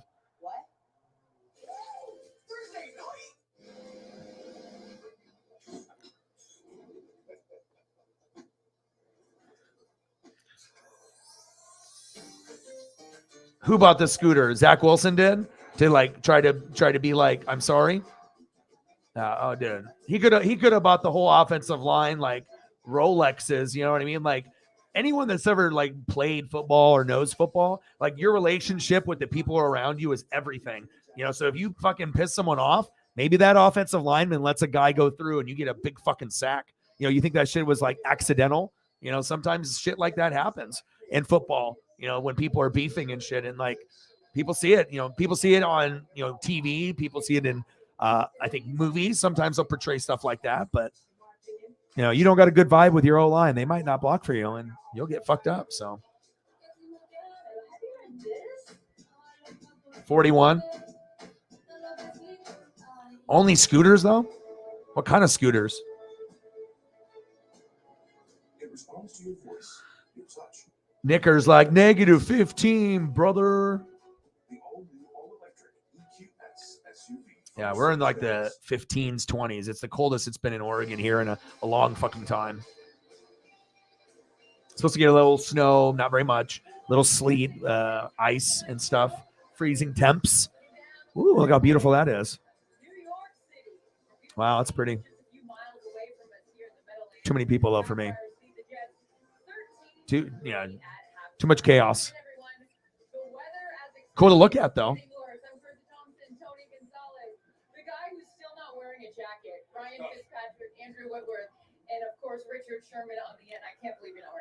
TN Jose. Not going to happen because Brady will go to the Raiders or the 49ers and then into the booth. TN Jose is like, okay, I'm writing this down. What's up, TN Jose? What's good? He's been a reluctant runner all year. He doesn't really want to do that, but he knows with this game, the way 13-3. You're at halftime, baby. Is for him to do this. We saw it when he was at Clemson. He's a very athletic quarterback. He just hasn't done it a ton. I think his high on the year is 6 carries. We're going to see more than that today. But this has been a big part of what they've been able to do to sustain some of those drives today. And the other thing that I love about him, he's showing leadership. Here we are. There we go. Trevor's the man, dude. He's got potential. Like, you can see the potential in him. It's like when you get guys, like, you can just tell, like, do they want it? Are they studying? Do they actually like try to get to know the teammates and understand that you can't talk the same way to like one person?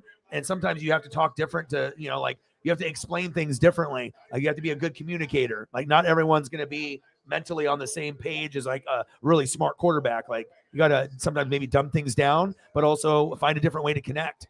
And I think that's when you can start to see like teams blossom, when all that starts coming together. You still got to have the talent. Coaching's got to be there, but you can tell when a group likes each other. On the other side, Zach Wilson. Jags going to the playoffs. The Jags are winning the AFC South. Jags have had 3 drives of 60-plus yards. Is that what's happening? Have 66 total yards of offense. I don't think, it's impossible to not like him. I think if you want to base it off his looks or just some kind of like his persona or what you think his persona is. But for me, I don't know if I see anything that doesn't show me that he's going to be special. Like he's got potential to be a top 12 quarterback. That's not asking too much from the former first pick. This was supposed to be like an Andrew Luck type of talent, so it's like, are we, we're just going to be like, well, he's on a shitty team, so we give up on him. Like going to that next team could be the blossoming of a Hall of Fame career. Like 49ers would be like perfect for him. If I would pick one team that would be the best fit for.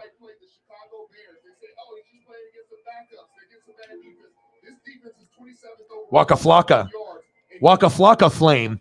What you know about Waka Flocka Flame? Huh? Waka Flocka Flame. Yeah, even Flacco was doing good. I mean, I was, we were obviously all doing fantasy, but if you looked at like Tyler Conklin and some of these other players that normally wouldn't be putting up, like looking at the numbers, like, whoa, what the hell's going on?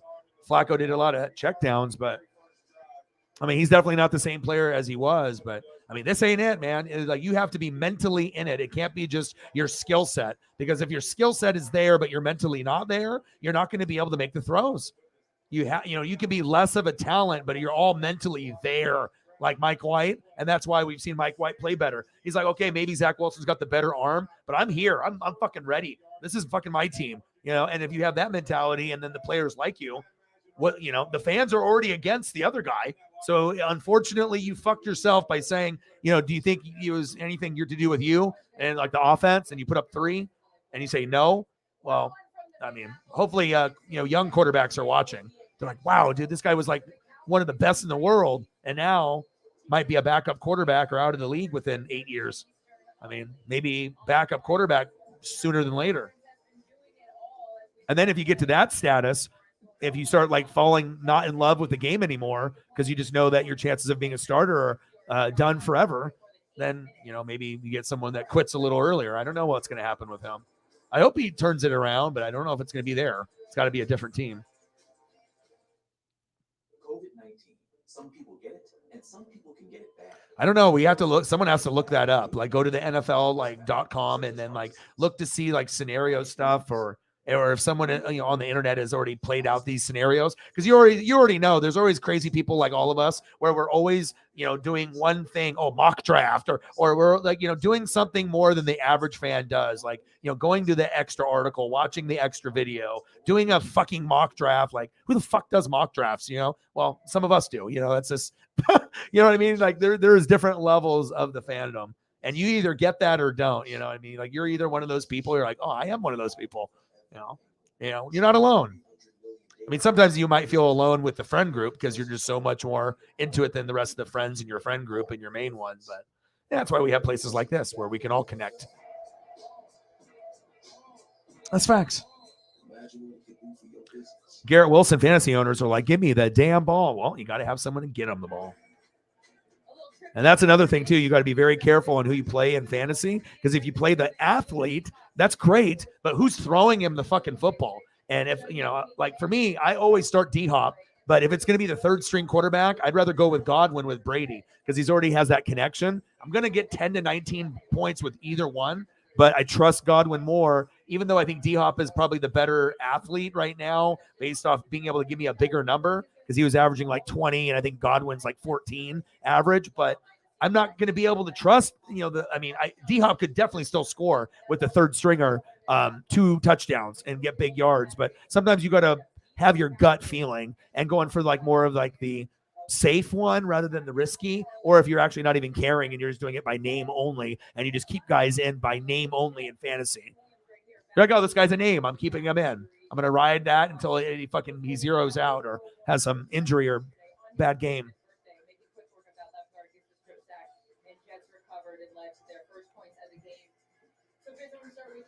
Yeah, Fitzpatrick's got the style, man. That's what happens when you got like 8, 9 kids. You don't give no fucks. He goes out there to Buffalo game, chest hair sticking out. I mean, he's like an animal, you know. He's like that uncle or friend you'd want to have come over. Like, dude, you want to drink a beer and like, I don't know, like go to watch the game and then go to the garage and do something stupid, you know, like it seems like that kind of guy where, you know, you're going to have fun, you know, you don't know what kind of adventure is coming next, but yeah, man, he just seems like he lives life, man. Fitz would be a cool person to have as a friend.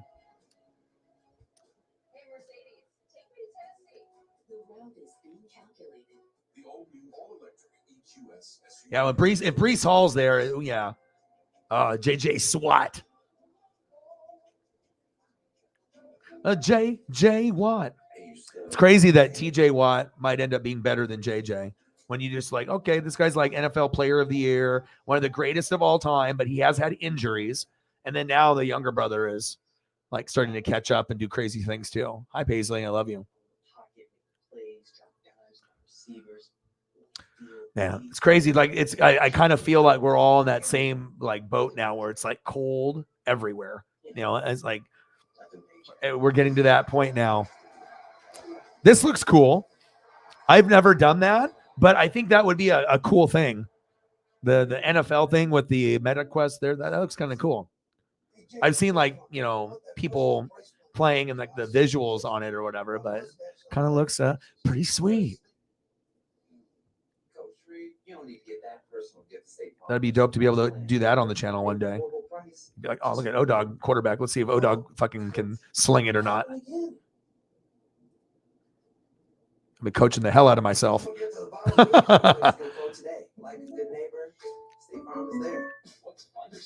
You want to do some karate in the garage? Yep. Absolutely.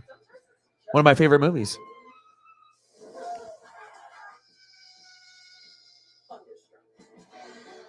Yeah, it's all about Step Brothers and Superbad. Those movies don't ever get old. Like you can kind of relate to, you know, some of the things that happen. Some things you cannot relate to, like in Step Brothers, because it's crazy. But the Superbad is, I think, very relatable. The most like accurate, relatable high school like base movie ever. I feel. I mean, there's a bunch of older ones that have good high school relatable things that happen, but I think for this generation, not like 60s, 70s, 80s. Of course, there's old school ones, 90s that have the high school vibe as well. Old school TV shows too, but I think Superbad was definitely very well done. It's like that movie's on. It's like you go to a party and it's just like on the TV in the background. It's like one of those. A lot of iconic moments in that movie and in Step Brothers. 13-3. It's halftime. Slowly going into the third quarter. I just need a touchdown by an injured Mike White. Like, what's the odds that we get Mike White in if they boo enough? Like, we just get him in there playing left-handed in the fourth quarter. Just put in Flacco. Fuck it. You know what I'm saying? Like, dude? Like, the crowd is against you. You're at home. It feels like a road game. They're fucking booing you. You got no confidence in yourself. Fuck, man. Like, just go to Flacco. I guarantee if Flacco went in, you probably would have probably 60% better chance of getting TDs and moving the football with him because it may start slow, but he's an OG. Like, you know, he might throw a pick or two, but at least he'll fucking get the ball to the guys that are open. Someone that actually believes in himself, even though he's an OG old timer. Old timers can still sling it a little if they're still on the roster as second or third string. That means they have at least something. Maybe no legs anymore, but the arm can still get a touchdown here and there. You know, like, you know, Flacco's like maybe got 4 or 5 touchdowns back in the day. Maybe Flacco's cap is 2 touchdowns, but maybe those are the 2 big ones you need to win. You know, like could be everything. I don't know. Everyone coaches differently. You just got to, you know. I know I'm not the only one that would think that Flacco should be in. See, Jake, yeah, fuck it, right? I mean, if you played fantasy and you watched early in the season, like some of the players, you were noticing like guys like Conklin, whose numbers were like, what is going on here? Why are your numbers double digits like every week? Like, what am I missing here? I mean, I want a good football game. Zach Wilson ain't giving me a good football game. Jags are, though. It's fun. It's got to be a real shitty feeling to like feel like everyone's against you. Like you were supposed to be the hero, the poster boy, you know, New York baby, you know, where everyone's going to support you to the fucking end, right? They love me. I got pick number 2 overall. I got the baby face. My mom's even on the internet and in the news, right? Maybe not for the right type of thing, or maybe I'm in there, you know? You got a good looking family, but I don't know, man. Not sure if I feel that you got the dog, bow wow, in you.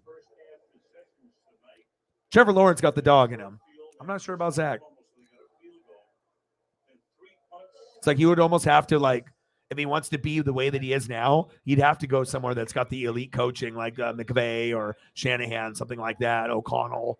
Yeah, you know, you have to go somewhere where you're going to get improved like immediately. No excuses, no more bullshit. We're going to put you around better talent as well, but you know, stop being all mopey. Like, you can't make it here, you're never making it anywhere. And sometimes, you know, teams will take a chance on a Zach Wilson. Wilson, get rid of it, motherfucker. There we go. Oh, he threw it to the NFL symbol. What's that worth? What's that worth? Is that worth like 3? That's worth something. Nice job, Zach. Fans are loving it. Yeah, Garrett Wilson fantasy owners right now are just livid. They're like, fuck me, dude. All I need to get is like 8, 9, 10 points. And sometimes when you know, don't have a quarterback that can fucking move the football, the talent is there to get 10 to 30 points. But if the QB can't get it there, the guy's not going to be able to do the yak yards. That fucking hurts, man. I can feel that pain. But that's why I don't have any Jets players. Jets are about to punt. Sarah with Fiverr, always supporting the best mod on planet Earth. Sarah Small, bang, bang, bang, bang, bang, bang, bang. Let me know what athlete you want to see, and I got you. Thank you. Appreciate you. 35, 65 to go. False start number 87. Salah, I was like, what the fuck? He's calling the cadence, kind of jumping to try to pull the Jets to make them move. I feel bad. They got Elijah Moore, Corey Davis, Garrett Wilson, Michael Carter. I mean, they got guys everywhere, but you got to have a fucking quarterback to get the ball. Has anybody in the room watched any Mike White this year at all? Or I assume most of you guys have at least a game's worth or part of a game. Delivery bad, boo. Oh, yeah. Very quick, compact. And those little things do make a difference. TJ Watt. Thank you. Appreciate you. Oh, yeah. What are we talking? TJ Watt in college, or what are we talking? Is anything I want TJ Watt or what?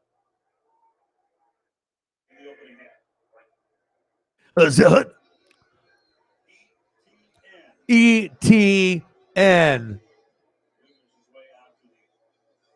Short game.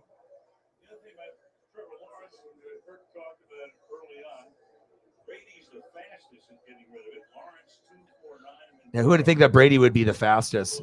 He's like old as shit, and he can still sling it out of there. You're like, oh, that guy sucks now. He's washed. I was like, okay, how many guys do we have on the offensive line that we've had the previous 2 years? And if you can't answer that question, then nobody knows what they're talking about. Yeah, that's pretty much when you get the people that don't know.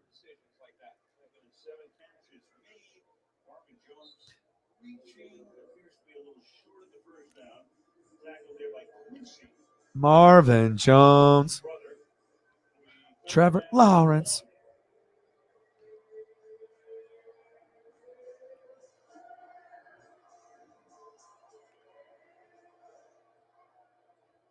TJ Watt. I'll get you some more once we have a point where we go to commercial unless I'm able to multitask. Sometimes I can do like 8 things at once, but it does get taxing. Oh, nice QB sneak. First down. Trevor Lawrence. Yeah, he is a big, powerful athlete with his lower body at 6'6", not afraid to run the football. So a simple sneak turns into about. I mean, there's so many little intricacies in like baseball and football. I think that people don't even realize. You know, they're just going out there and tackling each other. You know, I mean, there is such like so many levels. It's like baking a cake. Like you either know like strategy and like analytics and coaching, or you have no fucking idea. Like, the way that the games are played now. I mean, they've always have been that way, but now when there's more access to information, I think you're getting people to go even further and further. Anything to be able to try to find that weakness or something that you can use in your favor. Just got to be careful. Can't be like a Bill Belichick thing. It's like, oh, how far is too far? Well, I mean, get caught and then what? Slap on wrist. Whatever. We'll keep winning Super Bowls. Fuck them. Right? We got the Super Bowls, baby. New England. And then another thing happens and another thing. Right? Then the people start the legacy isn't the like, oh my God, you are by far the best number 1 coach of all time. People can't say that anymore. People can say, well, you're a great defensive mind, and Bill Parcells, you learn, with Lawrence Taylor and the Giants, and you've had a great history, and you're one of the best ever. But with those things, and it's not like he's the only one. He's the main one that's gotten caught. Other teams are doing it too, but it's like, got caught, don't care, do it again, don't care. I mean, that's got to mean something for some of us, right? It's like some of the people that cheated in baseball. It's like we're not putting them in the same category compared to the people that didn't cheat. I mean, there's even if it's one of our like guys that we kind of like, because there's a lot of guys in like the steroid baseball era. I won't lie, I kind of like, some of them, like, or I did at one point, but then when that goes down, it's disappointing as fuck. But that's just kind of you know what it is. You know what's going down.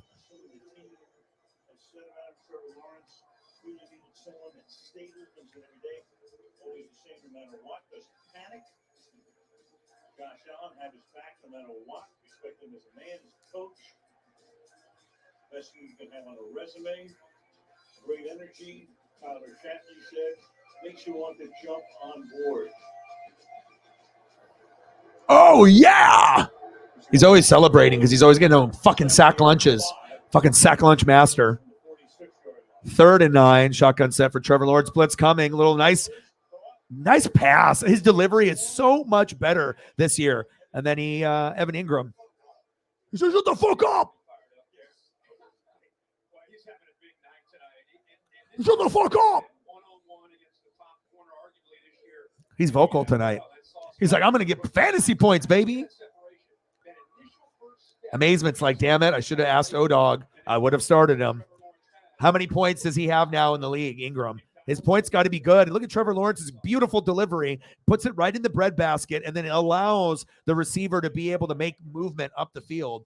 That is something that is huge for wide receivers. You want to go to places like that. Give me the ball early so I can shake and bake. Nice play. That might be a holding on the offense, but that was beautiful. Paisley's in here. She's getting a little head scratch. Hi. That will come back. You mentioned they're going after a little bit. Hi, Paisley. You're a big girl. Who's been like reading books. Bored out there, right? He's in the 13-3, flag on the play. Category for a while. Nobody wanted to throw at him, especially last week. Damn, for a tight end, that's good. I mean, you can't even get to 10 points with like 90% of the league. I mean, like I said, breaking down players and reading about that's all I do, like all day. All day. This player, that player, this player, this team. This Paisley, that Paisley. Huh, Paisley. I love you. She's in the room chilling.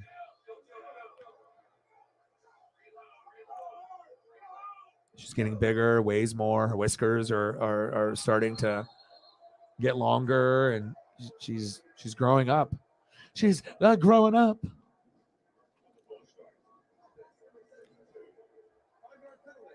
The unconditional love from the pup is the best. 13-3. Little with the false start. Jags are up. 8:29 left in the third quarter. Oh, Paisley Pup. God, I just wanted like Mike White to play in this game because at least if they would have lost, we would have gotten a few touchdowns, and the Jets probably could have gotten to like 20 points.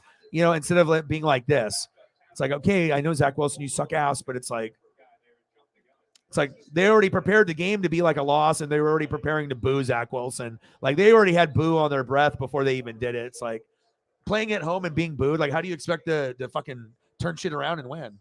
Like, okay, we're just gonna boo the fuck out of this guy, but don't you want to make the playoffs? I mean, motherfucker, you 7-7. You're gonna be 7-8, and you were like what 7-3? I mean, they had a pretty good record a few weeks back. Paisley rocks. Yeah, she does. She's right here. Hi.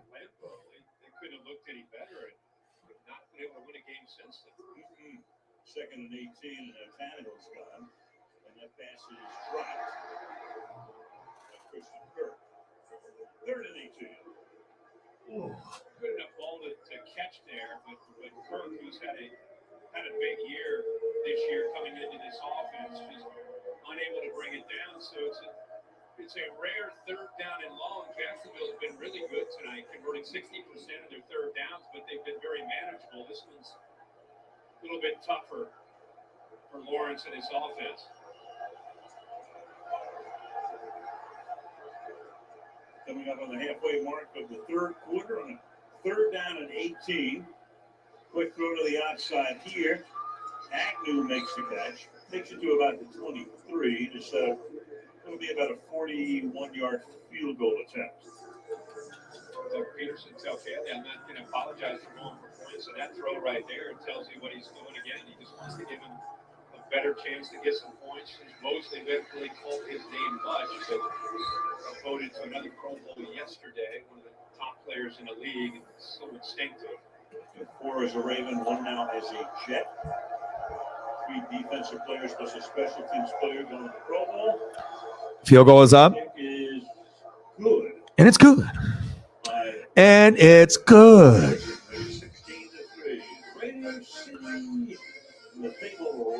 16-3 Jaguars. God, come on, Jets. You might realize it's time to switch things up. And it's not like it's 30-3. I mean, there's still like opportunity, but God, it's like it's hard enough to even get a first down rather than even talk about points. That's when you know shit is really fucking bad. Now, no wonder people boo. They're like, motherfucker, you're talking points? Playoffs? Right? No, we're talking you can't even get a fucking first down. That's a bad feeling. Fuck, I can't even get a fucking first down. Damn, I suck. I need to be better. You get pick number 2 overall, and then can't even get a first down. That's tough. I'm always driven to innovate and stay ahead of the trend. No matter where I'm going, my drive never stops. BMW, the ultimate electric driving machine. Jack, every day you're on the run, you're digging a hole that you may not be able to get out of. Because I'm trying to do the right thing. A small group of hardline Russians formed a plan to preserve the USSR, use nuclear strike to create chaos. The U.S. can't go anywhere near this. If you don't come in, you will be recalled. And come in now, a whole lot of people are going to die. It's never just about a nuke. This is about starting a world war. Jesus. Jack, every second matters. What are you doing? Improvising. Krasinski. This looks like it has some cool action. 90%. It's my last fight in being coach. I have not watched that. That looks somewhat interesting, though. Jets quarterback Burton, kind of a carousel. 3 of the last 4 seasons, they used 3 starting quarterbacks, Flacco, Wilson, and White. This season, 52 teams over a 10-year period, used 3 or more starting quarterbacks, and they won 37% of the games. Only 6 of those teams. You know it, dude. I don't think that's a hot take. I think that's straight facts. You know, I think that they took for granted, and then they would have rather had Sam Darnold now and then develop him with better players around him, that maybe the development could have been better there, and maybe you have a couple more wins than you have right now. I think this is 100% spot on. Not a lot of people say stuff like that, but those are the type of things that I usually try to bring out, or we get people like Tyree in the room that's a brilliant one. That would be one that like I would think of, or maybe I wouldn't even think of that. You know, that's an awesome one, man. And that is so true. What's good, man? You just came in there with a fucking guns a-blazing and shit. You know, he don't even say fucking hello. He just drops the hammer. He's like, I'm going to come in with the hot take right out of the gates. And then I'll be like, yeah, I did a good one there. I'm doing fine. My boy. How are you, man? 16-3. How much is the question, and especially when Mike White comes in and executes pretty well. That's the real dilemma. If he didn't come in and play well, you know, you kind of continue to work with the guy you picked 2 overall, but White comes in and there's a little bit more of a rhythm, a little bit more execution. Makes it tough on this staff and what they're going to do. They've got 10 days before their next game, so we'll see about First down and 10. fractured ribs. Meanwhile, the flag is thrown. Flag is thrown. Jacksonville they're on another level. You're just not getting anything on offense. I mean, if you could just get anything out of the Jets, it would be a game. But it's just like, I'm not even sure if you're going to be able to get that touchdown. 10-yard penalty. 10-yard penalty. Tyler Conklin off the team. God damn it, Tyler. Oh, that's super hot. -5? That's all? My goodness. There we go. We got to get some Jalen, baby. That's for you, Tyree. Zach Wilson seeing ghosts, and he goes down. It's 12 noon. You know what time it is? Time for Zach Wilson. Sack lunch. Yum, yum, yum, yum, yum, yum, yum, yum, yum, yum, yum. And the boo, boo, boo, boo, boo, boo, yum, yum, yum, yum, yum, yum, boo, boo, boo. Is that what's going on? Nobody can run. No one can throw. Offense, they might as well just go out there and just punt. They just get the ball and just punt it to the other team. First down, punt. Fuck it. Or just don't even have Zach Wilson at quarterback. Why don't just run an RPO, right? And then you just have the ball go to Zonovan Knight, right, or Michael Carter, and then they throw it if they need to, or they run it. I mean, you're at least going to get more yards that way. You know, use your brains. New York, put in Flacco. That would be the number one choice. Zach Wilson going deep. He's got a man. Good defense by the Jags. Campbell.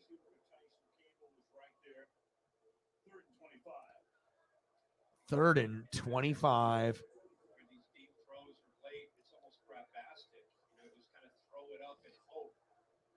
Garrett Wilson, who's a really talented player, can make a play on it. And Campbell, who's their best corner, the ball is late. 16-3 Jacksonville. Especially the win, helping to hold it up. Third down and 25 now. Come on, man. Let's get a first down. And Jacksonville's defense doesn't make it any easier because it's a combination of just Zach Wilson playing bad, but also the Jags defense is pretty fucking good. So, you know, if the Jags defense is good and you're already kind of struggling, I mean, and then you start not really believing. I mean, when do you just say, let's go with Joe Flacco? Or do you just ride it out and you just fall on the sword and you're like, well, we committed to him and we're going to fucking end the game with him? I mean, at that point, then you're just like, well, I'm going to go to the draft. But if you're 7-7, I don't think you just concede, oh, fuck it, we'll go to next year. I mean, you're kind of right there. Like, you're not that far behind. Just got to get on a little win streak. We want Flacco. Oh, I started it. It's already coming out. The crowd is cheering it. They said, we want Flacco. I knew it. Third quarter, 5:04. It's over. His career is literally over at that moment.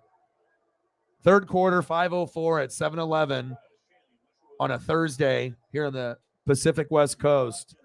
The crowd chanted, we want Flacco. It's Zach might as well just pack the bags, and he's got to find him another location. It's a face mask party. After the play was over, personal foul, unnecessary roughness, 34 kicking team, 15-yard penalty at the end of the play. First down. One of all people, that's Justin Hardy was just named. So did they just get what? An automatic first down, like a cheap one?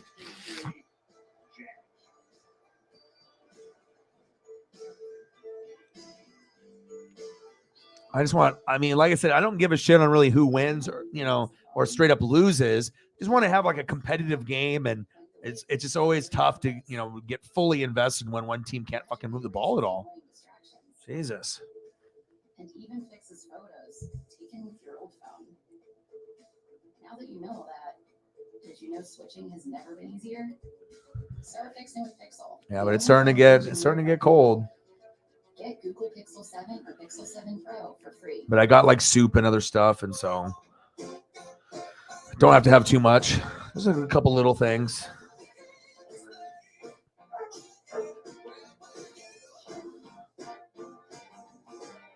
Oh, Doritos and Mountain Dew.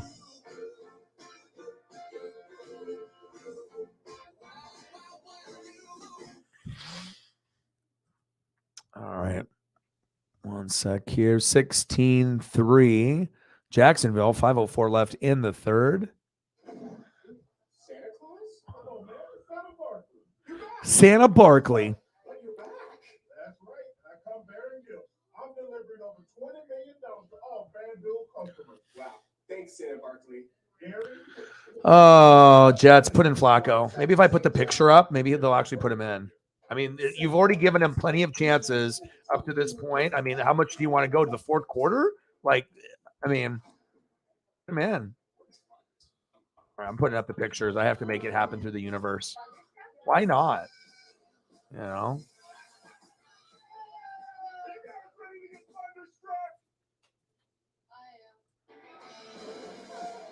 right, I'm doing some Joe searching. Not soul searching, Joe searching. Joe Flacco. It's all about the Joe Flacco. He was money on Baltimore. Went like perfect. No interceptions. Just ran through the whole playoffs with no interceptions. That's how you win a Super Bowl. Great defense, too. All right, sports gods, I did my part. $10. She is the best. The best of the best. The best of the best. $10. $10. Bye bye. Yeah, commitment level, especially if it's for, certain people, it's going to be pretty high commitment level for people that really are invested. We just try to be able to work, timelines, and, it's definitely not able to do what I do without the people that we have here. And obviously that's the biggest asset that I have is her. So that's makes it money. We got a lot of other people that are very, very big contributors to the channel. But when you get someone that's, here with the good and then the ones that aren't as good, and, we're just trying to grind it out, and having a team, you can go through things much easier than going, at it by yourself, Appreciate you. Thank you so much. Yeah, and I always make sure, like I said, I try to reach out to the people and let them know, thank you. And, even outside of the stream, sometimes I don't, if I have that person on social media or whatever, but just want to be able to show that, the gratitude. Come on, Sala, you're defensive minded, but this is getting crazy. Come on, dude. All right. I'm painting the picture for you. All right, Lawrence. Third down and 5. 16-3, Jacksonville. Lawrence scrambles out of the pocket. He's got good speed for a big man. Throw was a little low. I think it hit the turf. Or did he catch it?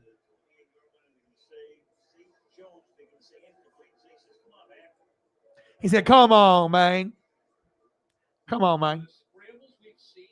So Trevor just needed to not be so robotic with that throw and throw it up higher, bro. Like that's when he'll get better. Like once he goes to another system or as he develops more, I can think more reps with that new throwing motion because it works when guys are going in front of you, but like you have to have those touch throws when guys are going to the ground. And I think he'll get better at it. I mean, like I said, he wasn't number 1 pick for nothing, but that was one that all you had to do was just give it a little bit of touch. Easier said than done, obviously. I mean, we're talking about an NFL throw, so it's like 99% of Earth can't do it. So skating at Rockefeller.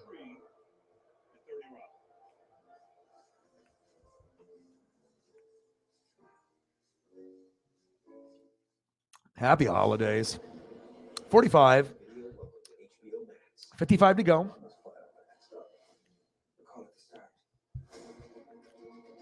That's one thing I want to be able to do a little bit more is like watch more stuff like on HBO and, get into more like Netflix and like Hulu, like series and stuff. But I got so many things that I'm already like watching, and then stuff that's like coming back or stuff is ending, but something else is starting. It's try to be able to get as much in, not just have, necessarily just a couple programs. I try to have that good variety. So got to have the variety. Yeah. Anything like Discovery, History, or like National Geographic. That's where I'm going first, though. That's where I'm going. That's the number 1 spot. Jalen, get better.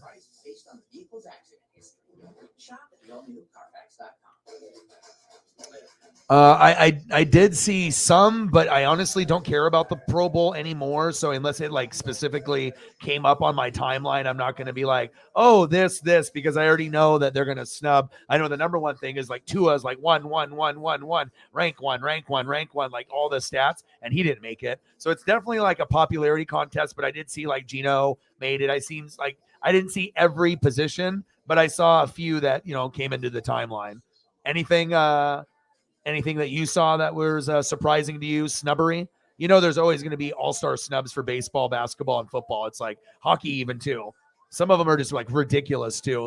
Like okay, you got to be able to get the guy in, not based off other like factors of popularity. But if the guy does good, you got to, especially if it's like top rank and you still don't have him in, and then you got to pray that one of the top 3 or 4 decides to like, I don't want to play, and then you get him in as an alternate, which is like weak. Like you should have already been rewarded that accolades if you're like the guy. But as we know, the voting is always biased, and it's there's all kinds of favoritism, and you know how that goes.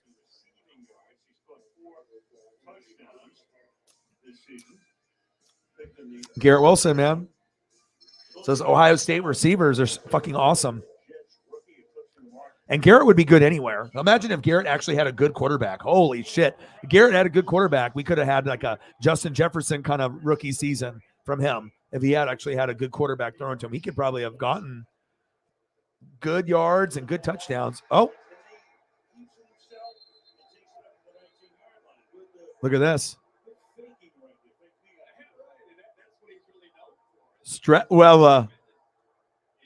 Zach Wilson's on the bench. This has got like, what is this guy? This is like the 8th string quarterback. It's not even Flacco. Is Flacco injured? Flacco's probably injured. Like this is the only guy that they have. This is like the next guy. Well, fuck it. It can't go any worse than what it was going. All right, come on, new guy. Shotgun set, new guy. There we go. Hey! See? And then just like that, the crowd loves you forever. Like, look at him. Oh my gosh. It's funny, like how some simple things, just like completing a play, the open man, it's not that hard. That pop, that's got to be so fucking disheartening if you're Zach Wilson, though. You're on the opposite end of that. The backup, he gets all the love for barely doing anything. You're the guy that got picked number 2 overall, but they turned on you, man. And once you burn a bridge, it's over. Oh, boy's trying to be like Tim Tebow out here.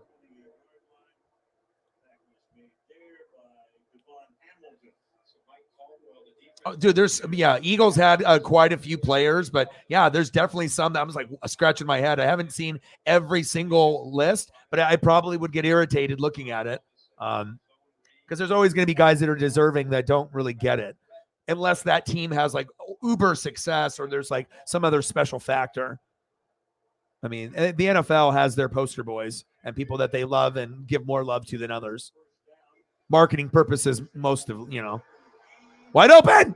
Oh, yes. Get up.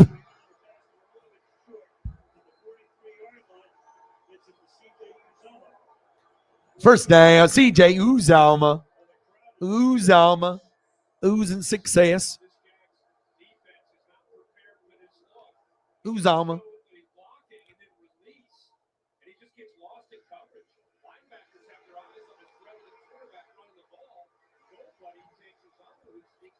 Heck yeah, you're already getting more offense on this one drive than we've seen in like 3 quarters. Yeah, CMC's stats were deserving of being there for sure. I mean, we're talking about a guy that with him and Saquon, everyone gave up on. Remember? They're like, oh, these guys suck now. They're never going to be able to be top 5 running backs ever again. And the people that drafted him believed. I drafted Saquon. I think I got him in like the 5th round or 6th round. I said, fuck it. I'll take a chance, dude. I need running backs. And it worked out. So. But Tony Pollard has been balling, and you got to give Pollard a little love too, because Zeke always gets the love, and they have so much favoritism because Zeke and Dak are like best friends. But Pollard has been awesome. Like, I feel like the evolution of the Cowboys has gotten to another level because they're actually getting Pollard more involved. And if they were smart, they would make Pollard the 1 and Zeke the 2. Fuck, Zeke's feelings might get hurt, but you've already had the job for years. Why don't give it to the other guy and see what they can do? Just like when Chief comes in here and drops the hammer. $20, $10, a $10 holla, $10 holla. My boy. Thank you, dude. Generous dog. Appreciate you. $10 holla, $20, $10, $10. All the dollars. Appreciate you, brother. I got you, brother. Thank you, bro. 45 to go. Little Jamal Charles love. Let me know what you want to see, bro. How are you doing? Run, baby. Run. Look at him. Like a little honey badger. There we go.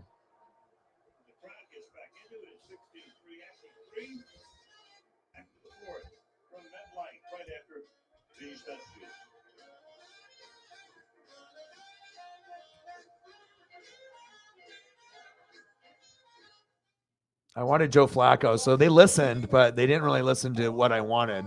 But I think Joe might be banged up, or they might be like, "Fuck, that guy is old as shit." You're like, that guy's like fucking, he can barely deliver the water. I mean, that's him. That's new guy. Chief. Well, Chief, what do you want to say, Chief? Well, Chief.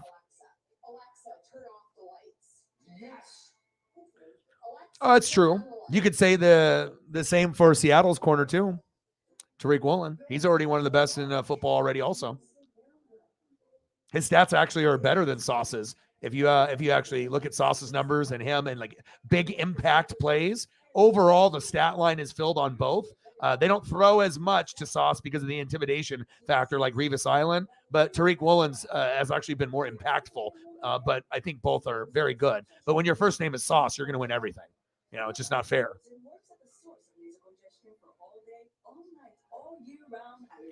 Yeah, thank you, Donna.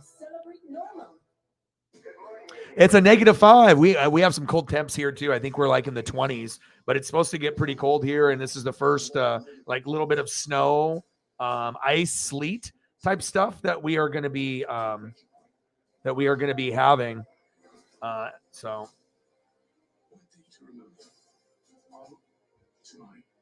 This is war, and we have a license to behave badly. Little Caesars Detroit style deep dish pizza has caramelized crispy cheese edges. That's cold though. Chewy center. Do you love it, Matthew Stafford? I'm not a walking billboard. Okay, never mind. Exactly. You don't know. I mean, it's not like no one is like, okay, we got to make sure we're game planning for him. I like it. You can kind of tell a lot based on how a guy runs, how he views life. You know what I mean? Like if he's a competitor, probably is just so blessed that he's actually even in the fucking league. You know, understand everything's against him, but yeah, I love it, man. Their fucking whole draft. I mean, we won't talk about Seattle too much, but I'll give credit where credit's due on any team. But that was one of the best drafts of like 5 players, you know, that they had, you know, with Kenneth Walker the third, right? And then you have the 2 tackles, Charles Cross, and you got the whole complement there. I mean, it's just so many good pieces. And then obviously Tariq Woolen, Kobe Bryant. So many good pieces. I mean, you got to think those 5 players that they got. I mean, as far as impactful rookies, are probably the most impactful altogether as a unit that I've seen. And, you know, that's how you change the dynamic. First down, new guy. Strevrella. Move the chains. It's not about your name. Oh, Cross. Yeah.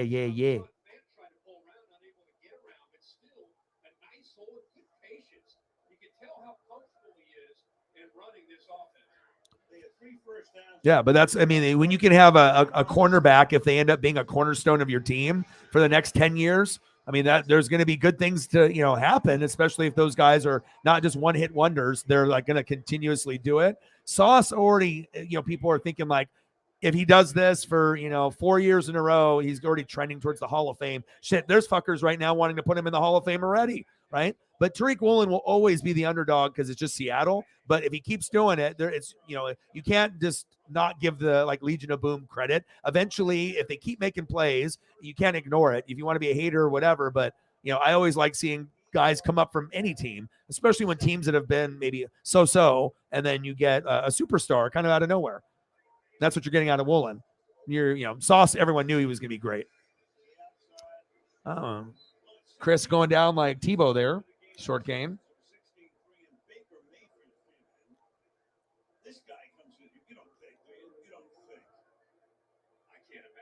Yeah. But the offense already instantly is better, and we're more engaged in the game already. You can only give a guy so many minutes and opportunities before you're like, well, you're the name, but you know what? Every other quarterback but you is playing good football. So a lot of times it's mental. You can tell the guy's an athlete. He didn't just go from the combine and you know, impressing everyone in the building, and all of a sudden you forgot how to play. Like, you know. Oh, Corey Davis. What happened to my hands?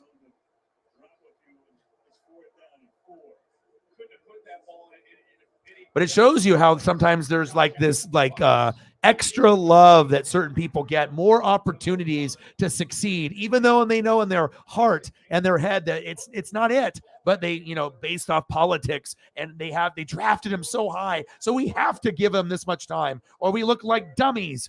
Or do you look more like dummies by hanging on to something that it's just, you know, it's not, especially when the other guys come in and do much better. And it's not like they're doing like way better, but I mean, anytime you actually get a first down compared to no first downs, your crowd is going to be engaged. I mean, he's like, yeah, let's go. Yeah, he dropped it. Motherfucker dropped it. Motherfucker dropped it.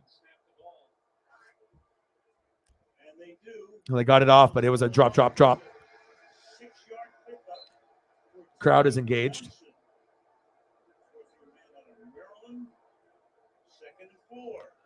Second down and 4.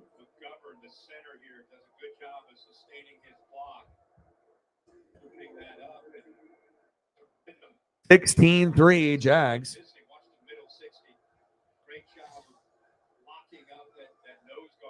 I can't wait for the draft and the combine, but I mean, I'm really going to soak in all the late football and transitioning into the bowl games and playoffs and Super Bowl, but I'm already looking ahead too. Ooh. There's going to be some amazing players coming into the league in the next 3 years. You're going to start to see some really game-breaking talent where, depending on where they go, they could change a franchise forever. Exciting to see what happens. 3rd down and 1.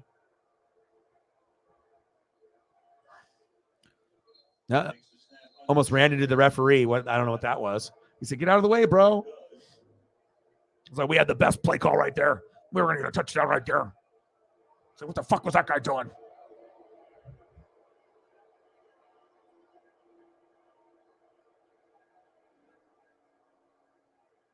the official steps in front of the Jets, of course, it's substituted, so you have to give the Jags enough time. But it looked like they already had their 11 on the field and they were ready to play. I thought so too. The Jags were not trying to get anybody on the field. Exactly. They stopped it. Trying to snap it quickly. 3rd down and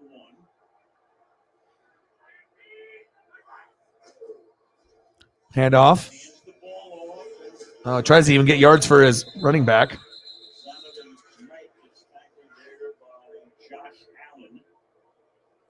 So it's 4th down again. You go back to that 3rd down, the play that they waved off. He was under center, and he had a bootleg that was called.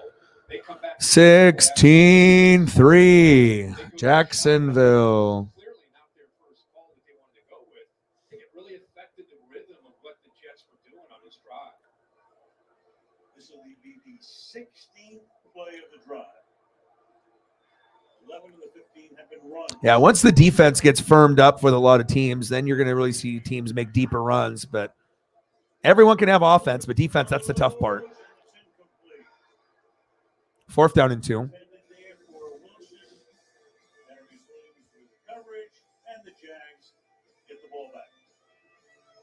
Yeah. But because you know they're going to get athletes, you just don't know where they're going to go. What do you want to see for photos, brother? Hold on now. Did you say any team? So now I can bet the underdog odds. Team overdog, where you at? Oh. Let me hear you. Oh. Download the DraftKings Sportsbook app. Bet just $5 to win $150 if your team wins. Action's so good. I bet NFL anywhere else.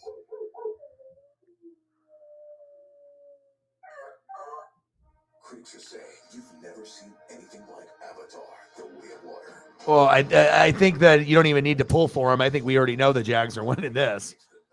I mean, I don't see a complete meltdown. Because like I said, the Jags can run the football and they got good defense. So as long as you do that, now you just need Trevor and the rest of the guys to kind of catch up with the offensive line to give them time. And Jags have weapons. Like, they can win football games. I mean, they got really good weapons at wide receiver. They got a good tight end. It's just that offensive line. That's really probably the main concern, and getting the right play calls in at the right time. That could probably be a little bit better too. But I mean, they've had a couple games where they should have won that loss, like every team in the NFL. But they're definitely trending upwards. I actually want them to go to the playoffs. I think it would be very cool. So that guy's dancing. He's going crazy. 16-3 Jacksonville. 10:24 left in the 4th quarter.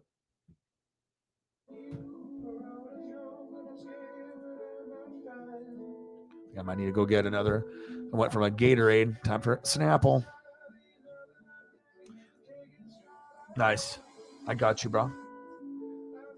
I'll get you another one. Thank you for your support, man. It means a lot. And I know a lot of times, you just funds are going to be different for every single person, and appreciate anything that anybody does, but especially if it ends up being a little bit more than maybe previously. That's a very kind gesture. Means a lot. Chiefs are right there at 18, 49ers at 11, and the Cincinnati Bengals trying to get back to the big game 2 years in a row at 10%. Well, Strepler has, if nothing else, has kept everybody who's here in their seats. That's a cool one.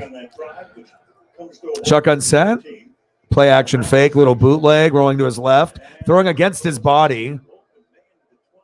Zay Jones, the intended receiver. And I like their team.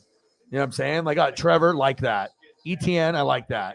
Marvin Jones, good fit for that team. Zay Jones, good fit for that team. Christian Kirk, a good fit for that team. Ingram, good tight end.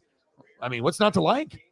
I mean, is there anything in that starting lineup that anyone doesn't really like? I mean, yes, of course, the players could be better, but at least you have athletes Like, you have guys that can actually make big plays and make Trevor look good. And, some of those players might even get 2 or 3 touchdowns in a game. And it's happened this season with like Ingram as well as Zay Jones. So I don't know. I kind of like that lineup. I mean, it's like instead of having a bunch of 10s and 9s at wide receiver, it's like a bunch of solid 8s. It's like you got an 8 here, an 8 here, an 8 here, an 8 here. Hey, 8s, you can fucking win. You got like 3 8 wide receivers and an 8 tight end. Fuck it. I mean, if all of them are fucking 8s and Trevor's a 9, you just need that offensive line not to be a fucking 1. And, ETN is pretty solid too. I mean, everyone is an 8 or better. But offensive line is key. Like, old boy broke his leg and like went back in there. He's like, fuck it. Ooh, there we go. ETN.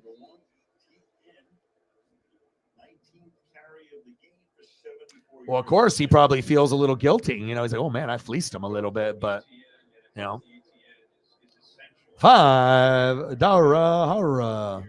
Chief of Chief. Thank you, brother. Thank you, brother. Bang, bang. Chief of Chief is the MVP tonight with Nate the Great. 16-3 Jags. Shotgun set. Lawrence scrambling to the outside. Look how fast Lawrence is. Like, you see tall guys that are like kind of tall and lanky, and people always assume like, he's got kind of like the Larry Bird effect. Like, he's kind of awkward. It's just his body size and the way he looks in pads. I mean, he doesn't really look like the most athletic guy, but when you have to, break the pass rush, it may not be the prettiest look running. It's actually better than people think, and he's actually faster than people think. Like, maybe the mechanics and his build looks awkward when he's stationary, but once he takes off, he actually becomes this like way better athlete than he looks. He looks like he could be like this kind of like, I don't know, awkward, like robotic running weirdo, you know what I mean? But he's a lot more athletic. I like that about him, Same thing with like Andrew Luck. You look at Andrew Luck and you're like, and then all of a sudden he rumbles for like an 80-yard touchdown and does like a fucking stiff arm, and you're like, what the fuck? So sometimes the eyeball test, it's not like, oh, this guy looks like an athlete. And then other guys, they're like, well, I don't know if this guy looks like he can do anything. And then he does it, and you're like, holy shit.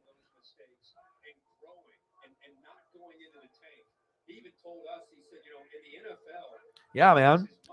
I'm rooting for the Jags and the Lions to make the playoffs.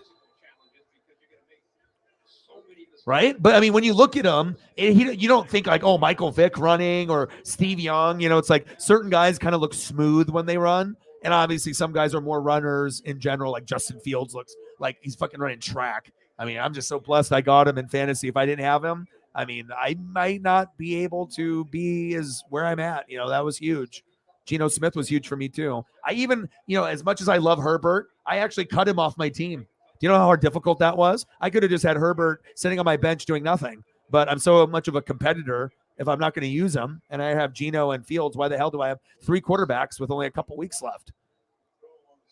Nice catch. So it shows like my full bias, even with like Herbert.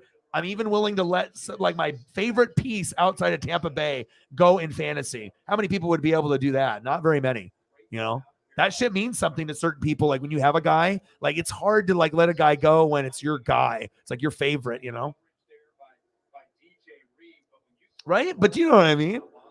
Some people just look fucking awkward as hell when they run, or when you see them on the basketball court. It's just, I don't know. It's very hard to. It's like loppy. Like you always have like those tall guys in high school that like you had the athletic guys, but then you had the guy that might have been like 6'10", but just had no footwork, and it was very awkward with walking and running and trying to dunk, and just maybe had some skills because they were so fucking tall, but it just like you have potential, but you're just fucking loppy out there. And I feel that if you played basketball, that kind of terminology, but everyone's seen one of those guys in their high school before or junior high, or played and saw someone. You're like, oh my God, like this guy's huge. Like everyone on the team when you're playing growing up is like 6 foot, 6'1". And then you go against a team that's got a guy that's like 6'5". You're like, dude, are you 5th grade?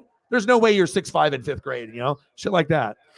But not everyone that's tall is like athlete. Some don't have the footwork or the speed.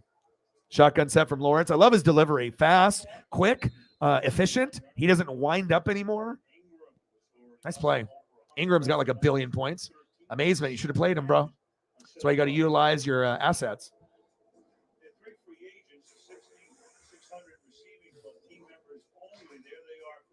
Oh, Christian Kirk, Zay Jones. Look at that. Look at the balance. That's a beautiful thing. That's a beautiful thing. The only team with 3 players each with 60 plus receptions, 600 plus yards this season. And they didn't even talk about fucking Marvin Jones. They got him too. Oh, they're kind of good. They got a bunch of 8s on the team. Oh, nice pump fake. Yes. Oh, that could have been big. Oh, doggy pig.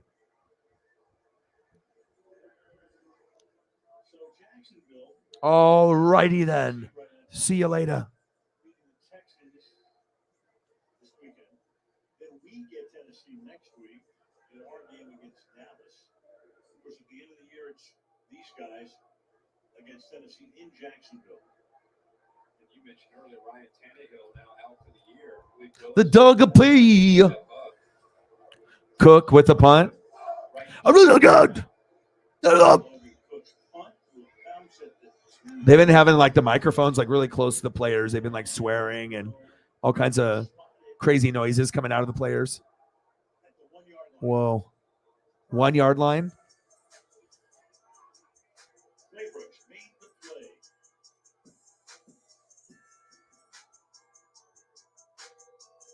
Okay. Defense is good. This guy's like, fuck, man, I'm going to keep this job. He's like, they got to fire me. I ain't leaving. I mean, there's a lot of potential there. And thank God, dude, Dougie P, what a better option than fucking Jesus Christ, Urban Meyer. I mean, imagine where they'd be. They probably would only have a couple wins right now. I mean, it'd just be a fucking nightmare.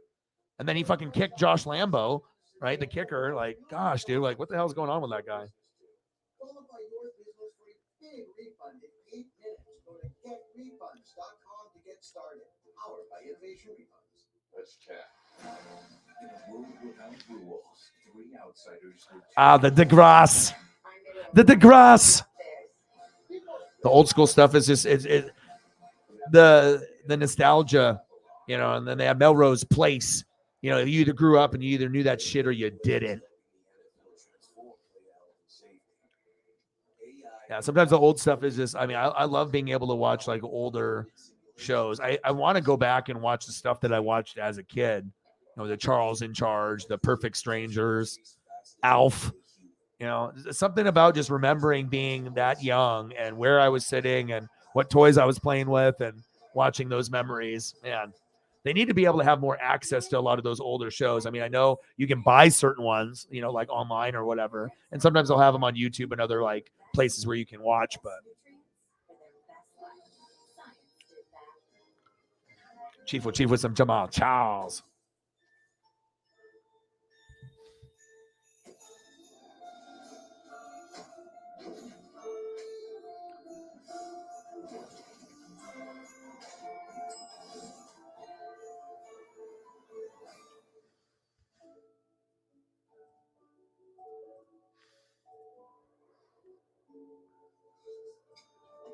Jamal Charles. I'm not sure if that was like the 3 pumps like Aaron Rodgers before Aaron Rodgers, but the ball is there.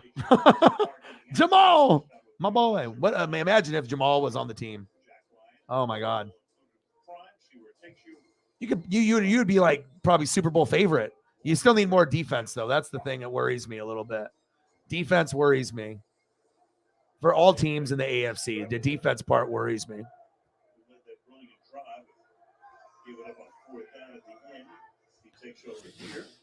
New guy. Garrett Wilson's like, oh, I got some points for you in fantasy.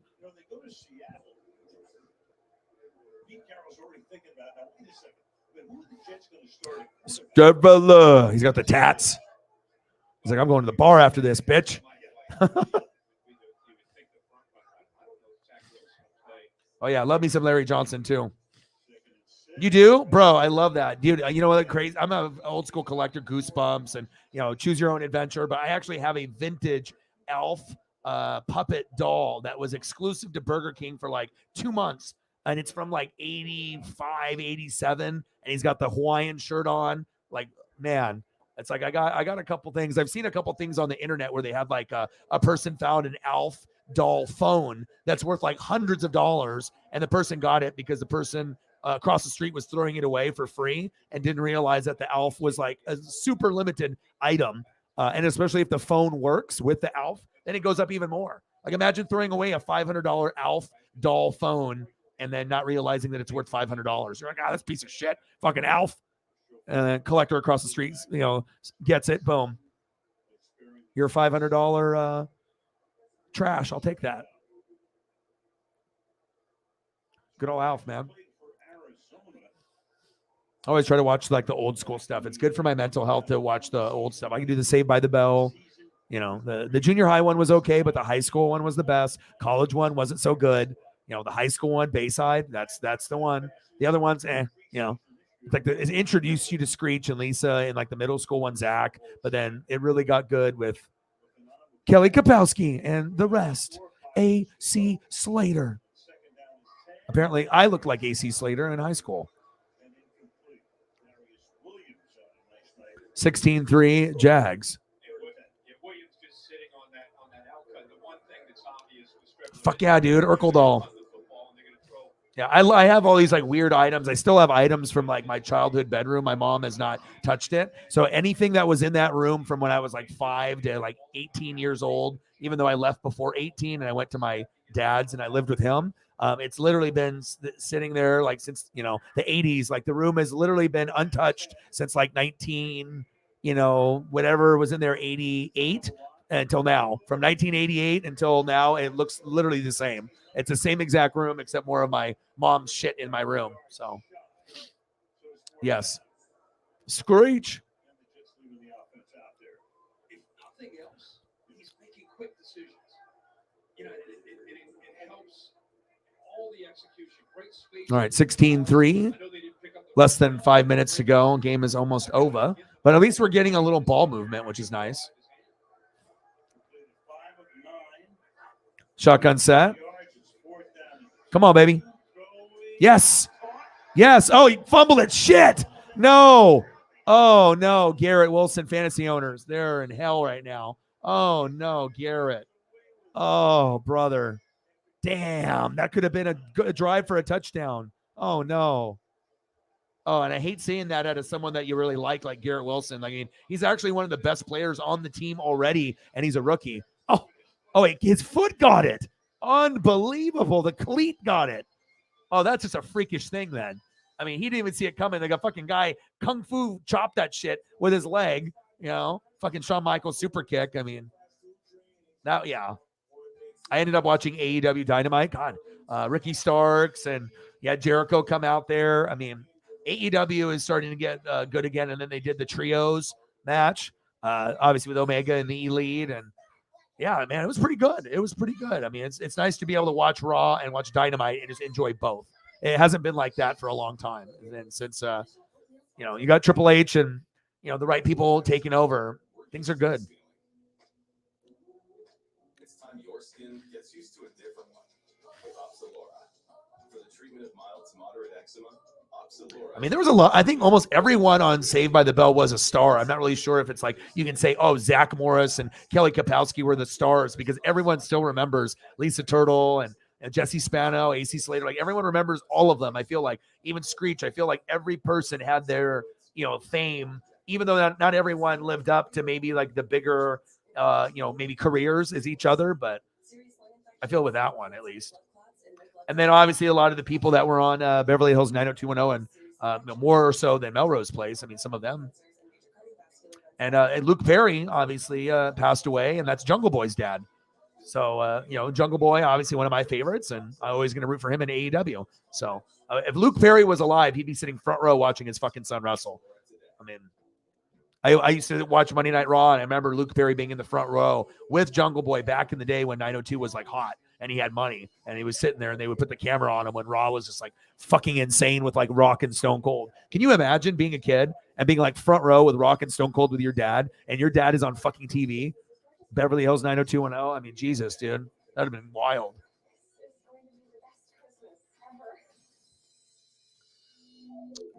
Yeah. Oklahoma, USC, he won the Heisman. If Tampa Bay is, sitting there and I get him, I'll take him, Yeah, he's very athletic, but again, if you have bad coaching, it'll humble you really quick if you go to a bad team. So if you slip in the draft a little bit and you go further down, then you get to a team like a Baltimore Ravens, like when they got Lamar, that ended up, making Lamar in a better position than going like Jets to like Zach Wilson. It's like sometimes it's better to slide down in the draft. The higher you get picked, the shittier the team, and some guys don't have the skin for it.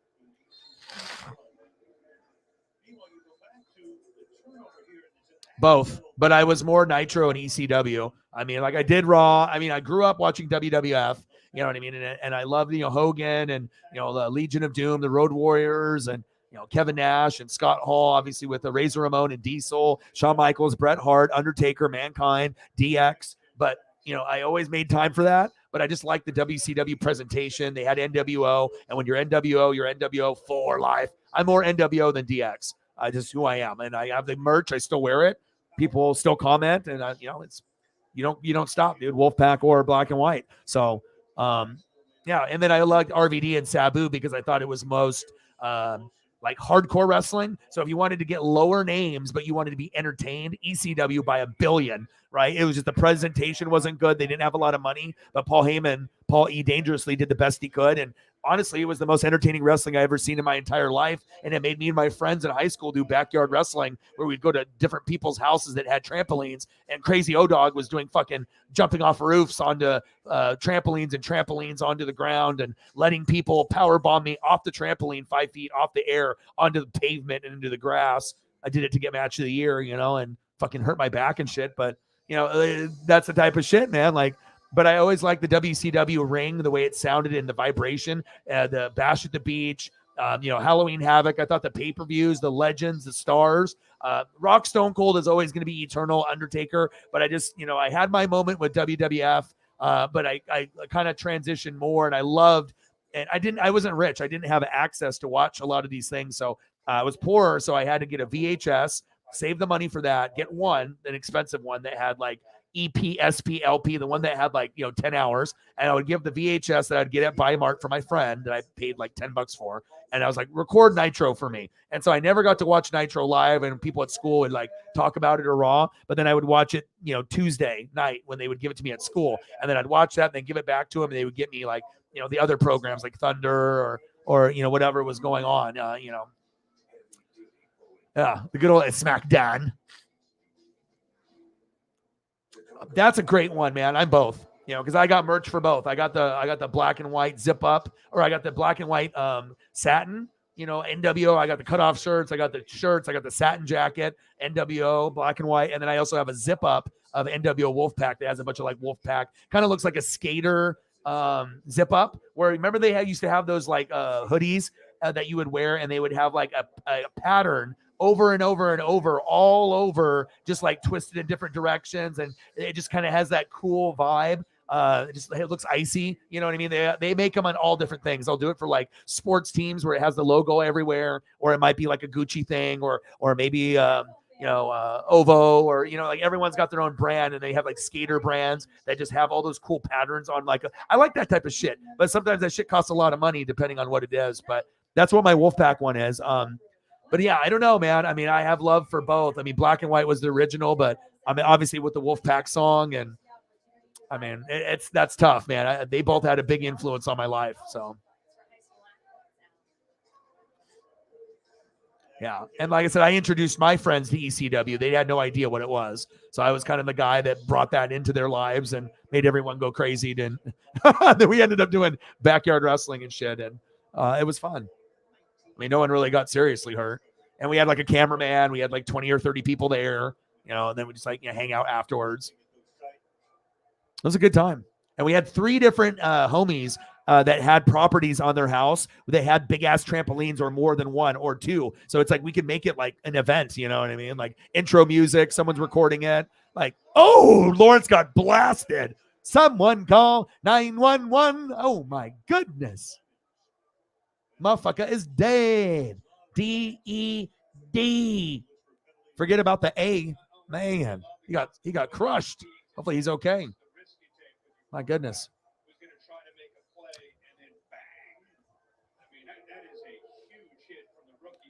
Yes. And amazing. And then the reason why ECW was the best, because the crowd participation, everyone was invested, everyone screamed, everyone showed everyone love, kind of like AEW. And that's why I like AEW a little bit more than WWE, because it's got more of the wrestlers that I identify with, that I like. The Kenny Omegas, the Young Bucks, guys that remind me of ECW guys like RVD and Sabu, guys that do innovative moves that I haven't seen before, but or maybe I've seen them in Japan or back in old games, when they were doing wrestling in games back then, like old school, like, I don't know, it's different. Kick is up, and it's good, 37-yarder. 19-3, some of the best moments of my life, man, in that era. Nothing will ever beat 80s, 90s wrestling ever again. No, like these young kids, they have no idea. Amy and the older people that maybe failed to watch, but like 80s, 90s stuff was just fucking like the craziest time ever. You know what I'm saying?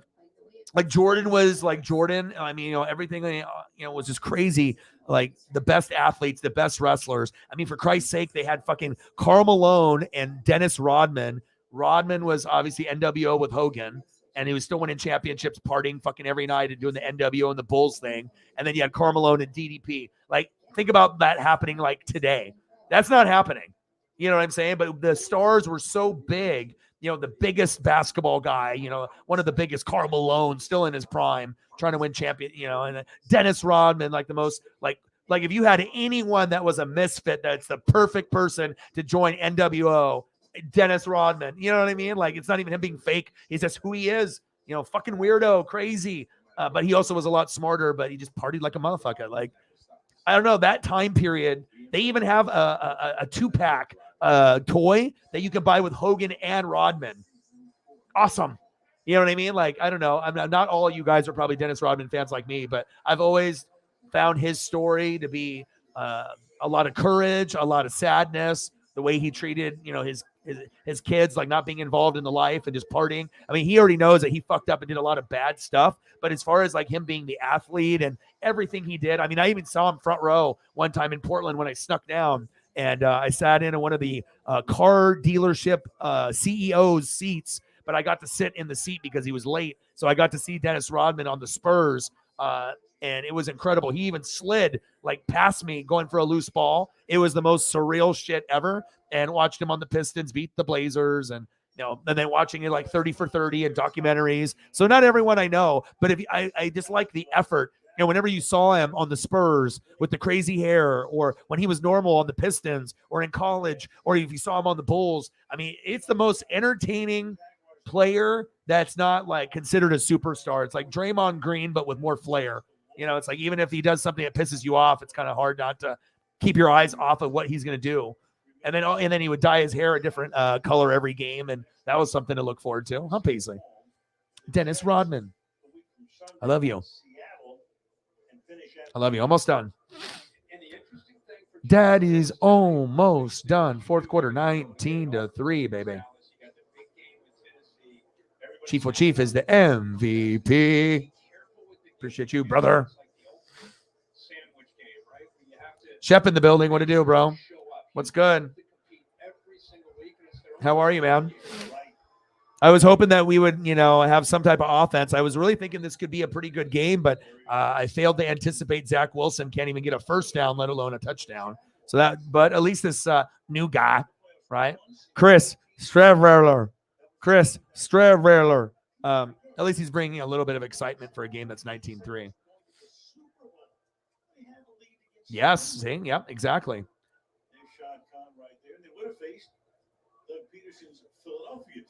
I also like subscribing to people on Twitter that do old school matches for like Japanese and American. And then you get a few of these guys on YouTube not YouTube, but Twitter. And all they do is they post like the old school matches or promos. I love that shit. Like, that's the shit that, like, if I find one of those, I almost immediately will watch. Sometimes you'll get like Bret Hart, Shawn Michaels stuff. I'm like, ooh, okay, cool. But then also sometimes it's like WCW Nitro, and it's like Disco Inferno against like La Parka. I'm gonna watch. I mean, if it's a 2-minute clip, yeah, let me see it. Juventud Guerrera, or maybe it's Masato Tanaka or Justin Credible or Lance Storm or RVD or Taz. Like, yeah, let me see that ECW footage. It's just neat. Oh, my boy. Shepard. Paisley's looking. $199. $200 dono. Boom, boom, boom. Thank you, brother. I appreciate you. There we go. Yeah, so he didn't get you a touchdown, but you got a shitload of yards, yak yards. Thank you so much for your generosity, bro. You have been the MVP this month. Without you, I am fucked. Just to be completely honest, I'm fucked big time if Shep isn't being Shep this month. Thank you so much. Bang, bang. 200 Dara. Shep is making sure that O-Dog isn't homeless and doesn't have to eat fingernails for dinner. My boy. Appreciate you, brother. Rest of the team has 14 total yards rushing. 2nd and 2. 2nd down and 2. I need to get some photos. What do you want to see, Shep? I appreciate you tremendously. Jack's just obviously just sitting back, keep everything in front of them, trying to keep everything in bounds, and let that clock keep ticking. On a rainy night, for the most part, it's been How's the weather where you're at? windless. I remember, the flag thrown here. I know. I'm almost done, baby. So bomb cyclone, right? It's like just another way to say it's a big storm. I think that came into the parlance. See, that was before Shep came in the room, right? Right. And then he came in the room and he does that, and then instantly, oh shit! Like before, and then oh, right? Before, after, my boy.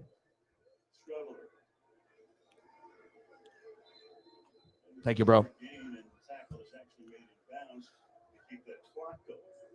Oh yeah. Macho Man is my number one.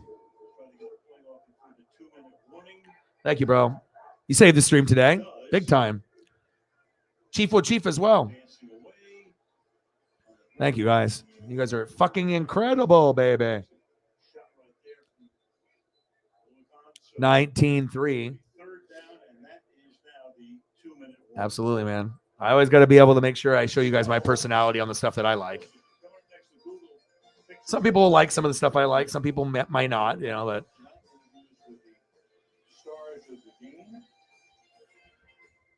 Watch list for Saturday now.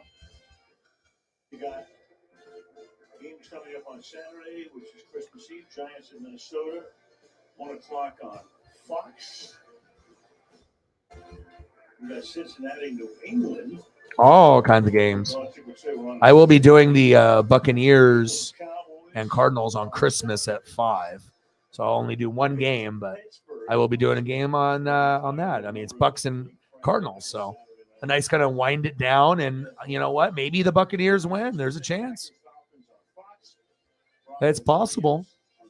Even though I don't really want to win, I would love to have like the Panthers or Falcons make the playoffs. No lie. But if we get there, then we got to see what happens. My boy, Shep. $200. My boy. I owe you like 2 billion pictures. Oh, boy's running around like Tim Tebow, and I love it. I mean, the offense still hasn't scored any points, but it's at least more productive. Oh, we got an injury.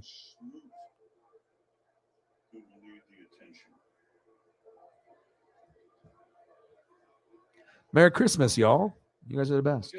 And like I said, we're getting our first snow, ice, sleet. We have a winter advisory from 5 p.m. today until 10 p.m. tomorrow. So probably not leaving the house at all in that time period. Or, unless, something needs to happen, but I doubt it. So. He pushes off there. He's up now, which is a great sign. You hate when you have a big lead, you still have some guys that are your starters out there.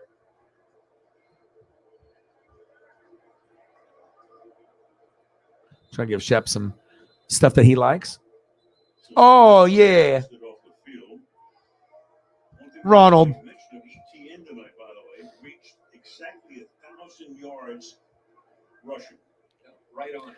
You know that we've lost to every first-time starter quarterback. I'm always like a nerd, so I'm looking up like fucked up stats and shit. Right? Every first-time quarterback that the Bucs have played, we're like 0-5. Every first that the Buccaneers defense has gone against that first opportunity start, for a guy, we were 0-5.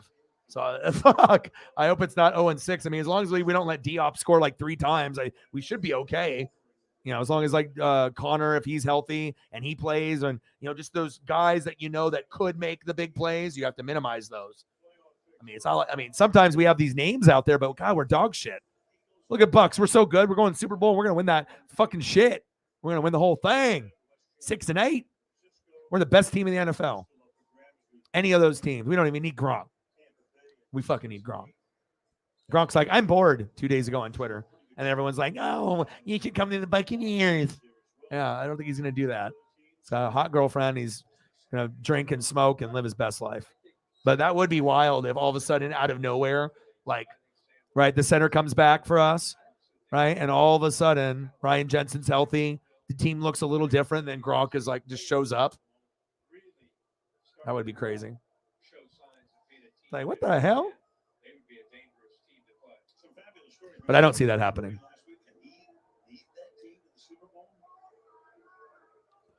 Man, imagine if you paid $1,000 for the front row. You're like, I paid $1,000 for the front row before Christmas for that. I could have donated that money to ODog on NWSF. What a horrible way to go at home and put up a 3. I mean, it's one thing to lose to 19-3, but golly. Joe Flacco for president. Should have put him in. Final score, the Jaguars 19, Jets 3. Jags win. Jags win. Jags win. If you're just taking that out and you're just looking at what you want to do, it's a pretty easy choice. You got to get Mike White healthy, and you got to go in that direction. Shepard always being great. The man. I appreciate you, Shep. Well, that's going to wrap this one up. The Jaguars have now won 3 in a row. 2 straight on the road after they were 1-22 in their last 22 road games until they beat Tennessee. We just left the stadium like that. Like, fuck those guys. Fuck the parking. Fuck all those people on the steps. Boom. Time travel. Boom. Now we're just outside in the snow, which I don't know if is better, but hey. Well, we can go here for a little bit longer. I'm not really sure what everyone's thinking. We can go to like that 3-hour and 30-minute mark, go for like another 19 minutes. And then, if some people want to call it a night, we can always call it a night there. If people want to go to the 4-hour mark, we can always go there as well. I'm not, like I said, sometimes people want to be able to have time to do other things. So I'll kind of let you guys do that. But I think 18 minutes is good. But if people are really wanting to go longer, or if we got some more people, I just don't know what your guys' schedules are. But I love spending time with you. And of course, if Shep has got time, I want to be able to spend enough time, especially if someone's going to drop a big 2 bills. So injuries, my friend, injuries. Man, when you don't have Darius Leonard, starting right away in the season, Sarah's a fan, and once you have your best player not ready or healthy, the team's not the same. Then Quentin Nelson struggled, then Jonathan Taylor. Like every great player they had the year before fucking either got hurt or had struggles. And, that's what happens sometimes in football. You're good one year, you're not good the next year. But yeah. So, I mean, Shep, are you still in the building? How long can you stay for, bro? Yeah, I want to make sure there's no point of going for like the 5-hour mark. Plus, I want to be able to spend some time with, snugging with Paisley. And then I love reading. You know what I mean? Like, I know that's not really a thing that most people say, but I mean, I just really do enjoy the grind and just, being able to learn something new every day. And I love to push myself every day too. No matter what, I want to make sure I'm being a better person than I was the day before. And I want to keep learning something new and, keeping adding that to the, the bank, the vault. Yes. Finley, how are you, brother? We're going to go here probably for another like 45 minutes or so, it sounds like. Anything that you guys want to see, it's all on you guys. Shep, I want to get some photos for him, so I'm going to throw up some Braves, and I'm going to do some Falcons, and we're going to do that. And then if we go food or cars or nostalgia, TV shows, movies, whatever you guys want to do, we can make this last 45 minutes the best. And I just want to take care of him, and I think he's still in the room. If there's anything else he wants to see, we can go that route too. And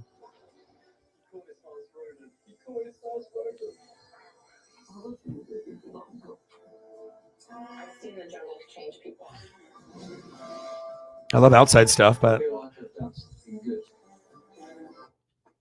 got the big neck tat.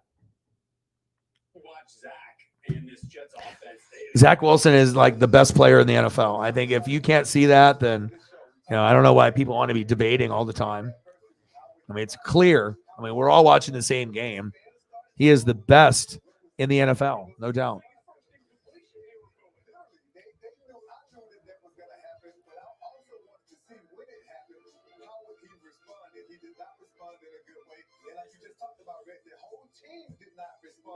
You can tell that they came out, and this was a different team that played this game tonight that we got to see play with Mike White at quarterback. When Mike White comes out at quarterback, this team is energized. They're excited. They play with a ton of energy. I just don't see that when Zach Wilson is at quarterback. And Boldy, we did not see Mike White tonight. Obviously, he's inactive with the ribs. Joe Flacco was there, but it was not Joe Flacco who replaced Zach Wilson. Eventually, it was Chris Streveler in for about 10 minutes. I just came across this, so I had to post it. Fucking Seth Rollins is awesome. It's like, yeah, that's what happens. You start going one thing, and then all of a sudden, other things pop up. Oh, that's interesting. And then on 4th and 2, he couldn't complete a pass, and it seemed like that was it. It was officially done. Stick a fork in the Jets. But look, this is the second time that Zach Wilson has been benched now this year, and rightfully so. I mean, the fact Ball down here will tell you. People need to go look it up. He won the Grey Cup in Canada with Winnipeg, and he kind of looked like that. Canadian Football League quarterback running and gave a little bit of life, completed a couple passes. Yeah. Imagine, like, when people can't tell, like, sarcasm and all, and they're like, dude, you're listening to this guy? This guy really thinks that Zach Wilson's a good player. What do we want to look at, y'all? I got to delete a lot of these photos, so I got to make room. Let's try to do whatever. I mean, obviously, Shep will get first dibs if he's still in the room, and then whatever the hell you guys want. Let's look at some cool stuff, man. I mean, I look forward to the pictures as much as you guys do. Like, I want to see some, wherever we go. It was kind of nice to see some of those northern lights yesterday, when you can see the greens and the blues and that landscape. Landscape stuff is always nice. We did some Alaska stuff yesterday too, which was kind of nice. Sometimes we'll do like animals, like, good vibe stuff. The stuff that's got the good vibes, baby. All the Zach Wilson pictures. Zach Wilson, why, brother? Zach Wilson, why? Jags, they look like they could be a team that could upset someone in the first round. Like, more than likely lose, but like if someone took them for granted and they came in there, they might punch you in the mouth and barely win a game. Like maybe win 23-20. Like they feel like if things bounced in their favor, that they got enough pieces, especially with the defense, like they could maybe, maybe. I do like some Trevor.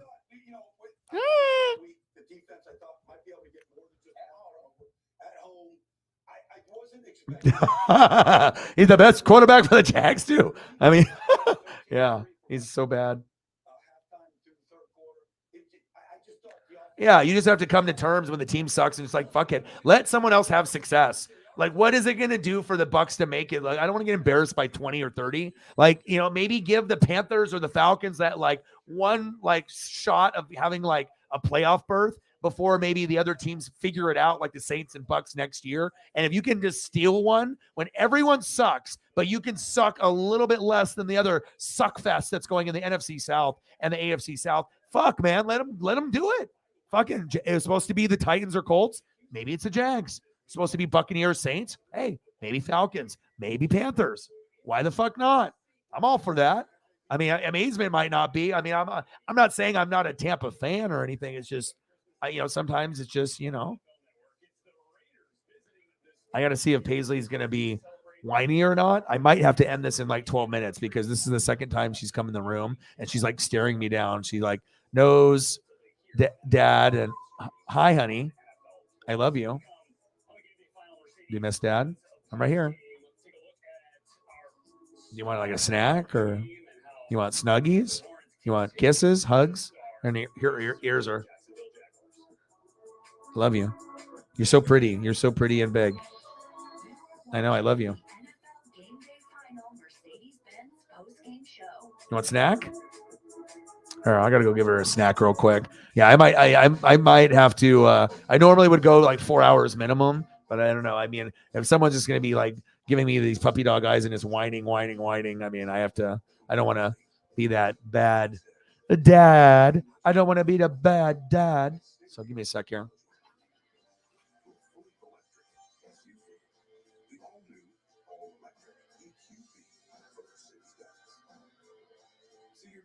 Exceptional offers on Mercedes-Benz electric vehicles. We're on a mission to take a lunch, a filling one, with chunky soup. Heads up. Mission accepted. 17 grams of protein in this can. Intern. Oh, you're the CEO now. All right. With chunky soup, lunchtime is your halftime.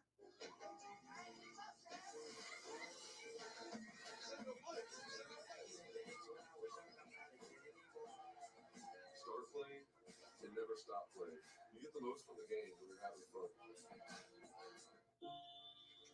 We all have something we love. A passion. Could be our job, travel, sports. It could be anything. But here's the thing. If you follow it, wherever it takes you, you'll always find what you're looking for.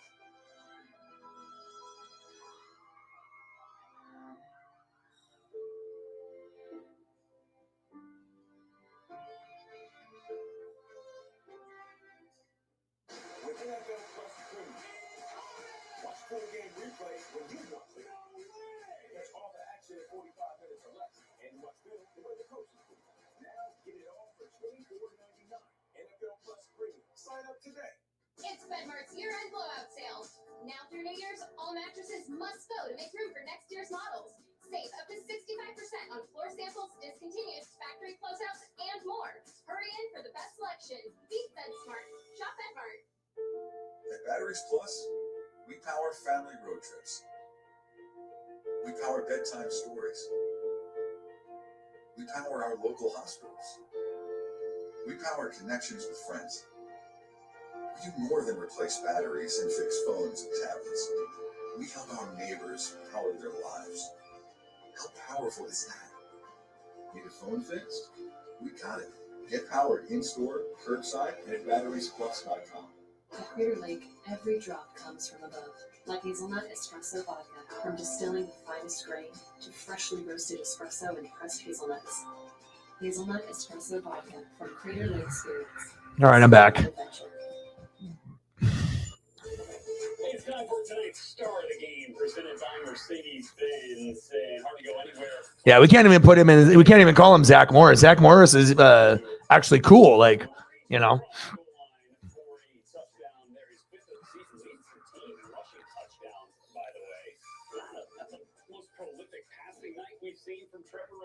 Yeah, she was, letting me know that, sometimes obviously it's super cold right now. So usually I'll have like a back door open if she has to go to the bathroom, but she gets to a point now where she wants to communicate with me as much as she can, like if she peed or if she pooed or if she's hungry. So sometimes, it's like a dog wants a pet or attention or wants like a snack or something or wants to snug and do that. But other times also it's going to be, just letting you know that maybe they did something there. So she's a smart dog.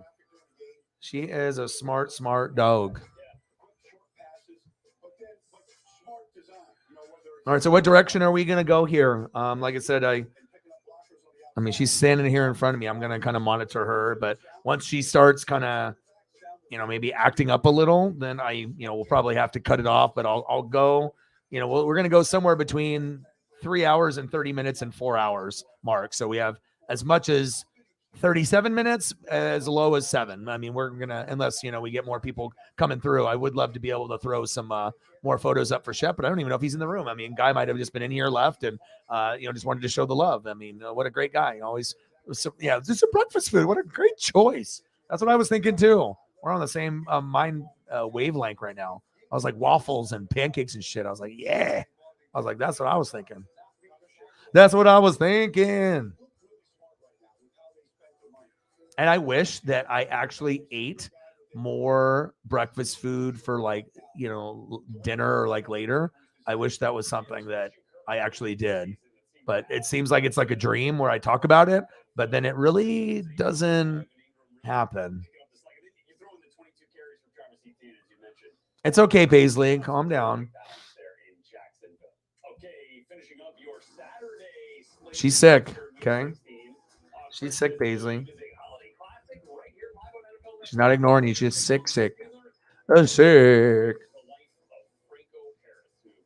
Passed away suddenly this week on what is the 50th anniversary of the play he essentially authored at the Immaculate Reception game. Game day kickoff gets you set at 6 p.m. Eastern. So the time here on the Game Day Final Mercedes-Benz post-game show. What do the Jets? Calm down, Paisley. Zach Wilson, who is benched for the second time this season, this time in game for Chris Strebler.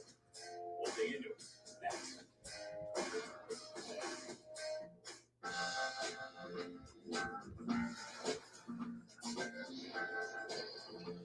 Yeah, but like I said, if you're always going through some challenges with like mental stuff, you want to be able to get back on track. I'm telling you, go watch some fucking old shows from when you were a kid, and I guarantee if you watch a show you haven't seen in like 20 years, it'll make your day. It's like you have so many flashbacks, and it definitely will turn things around.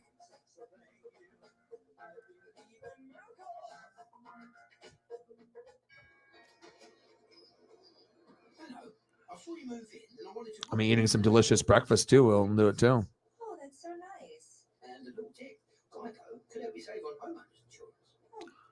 Cookies, biscuits.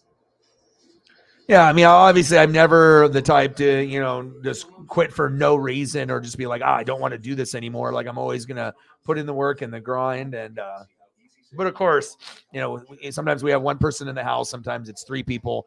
It just depends on how she is, and I try to make sure we try to keep an eye on how she's doing and whatnot. So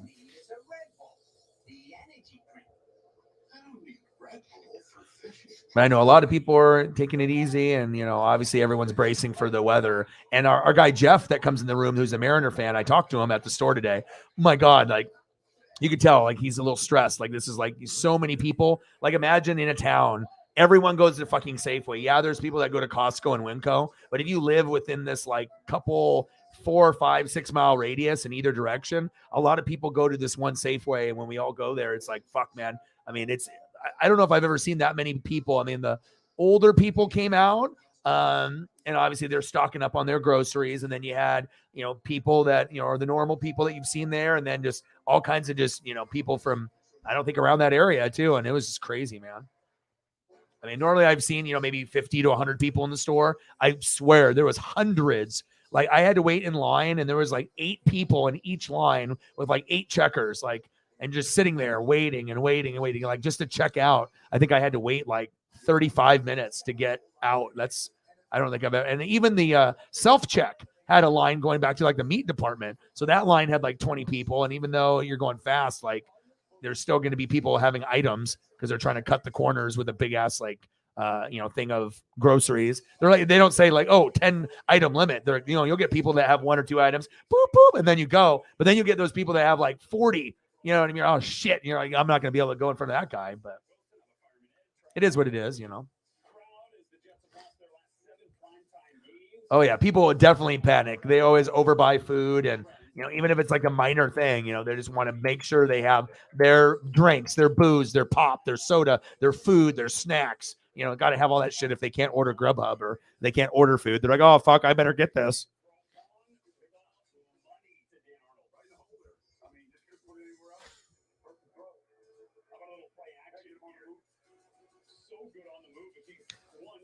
I really do miss the beach, like going to the places there, because sometimes when you go to a beach, like they have like exclusive spots out there for different types of things, or they have other places that are kind of known, like a Pig and Pancake, and I love going to Pig and Pancake. Moe's is kind of like a spot here on the West Coast with Oregon and Northwest, and it's awesome for like the clam chowder and like the seafood. But I love me some pig and pancake. I think pig and pancake is in quite a few states. But it's just kind of nice because we don't have them in like normal areas. So it's like you have to go there to be able to eat that. And gosh, man, sometimes those hit the spot. So good. And then they have the ones that have like the sausage link inside the pancake. Good stuff. Zach Wilson getting all the cheers from the crowd. Yeah, those boos came early, they came often, and they would come again. Third quarter, 3rd and 1. Zach Wilson, nowhere to go. It's okay, Payson. Well, Dad's almost done. I know you wanted to let me know that you had the doo-doo. You're such a good puppy.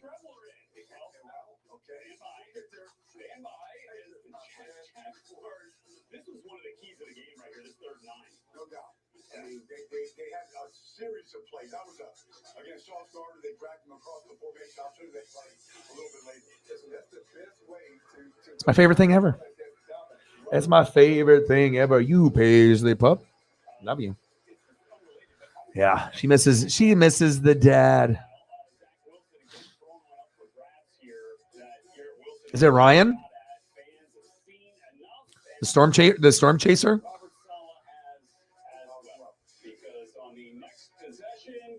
Ryan Hall, y'all. Is that it? Is that it?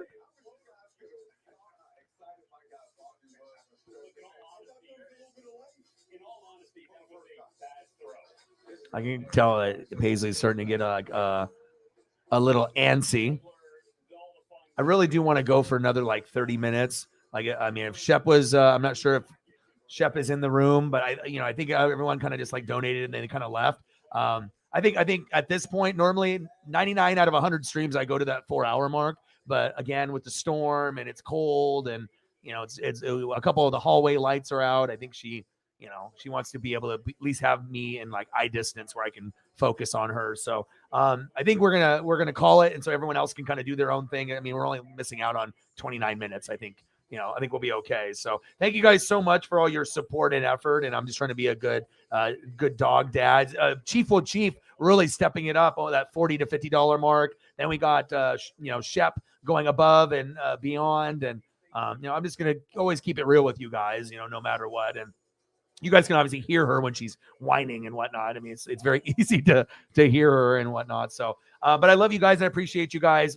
God bless you guys. I love you so much. For the people that have been able to help us, maintain and not get so far back behind the 8 ball is nice. And you can't expect every single person to support. It's going to be sometimes different people on different streams, and always a great community, regardless if you donated or not. You guys are my favorites.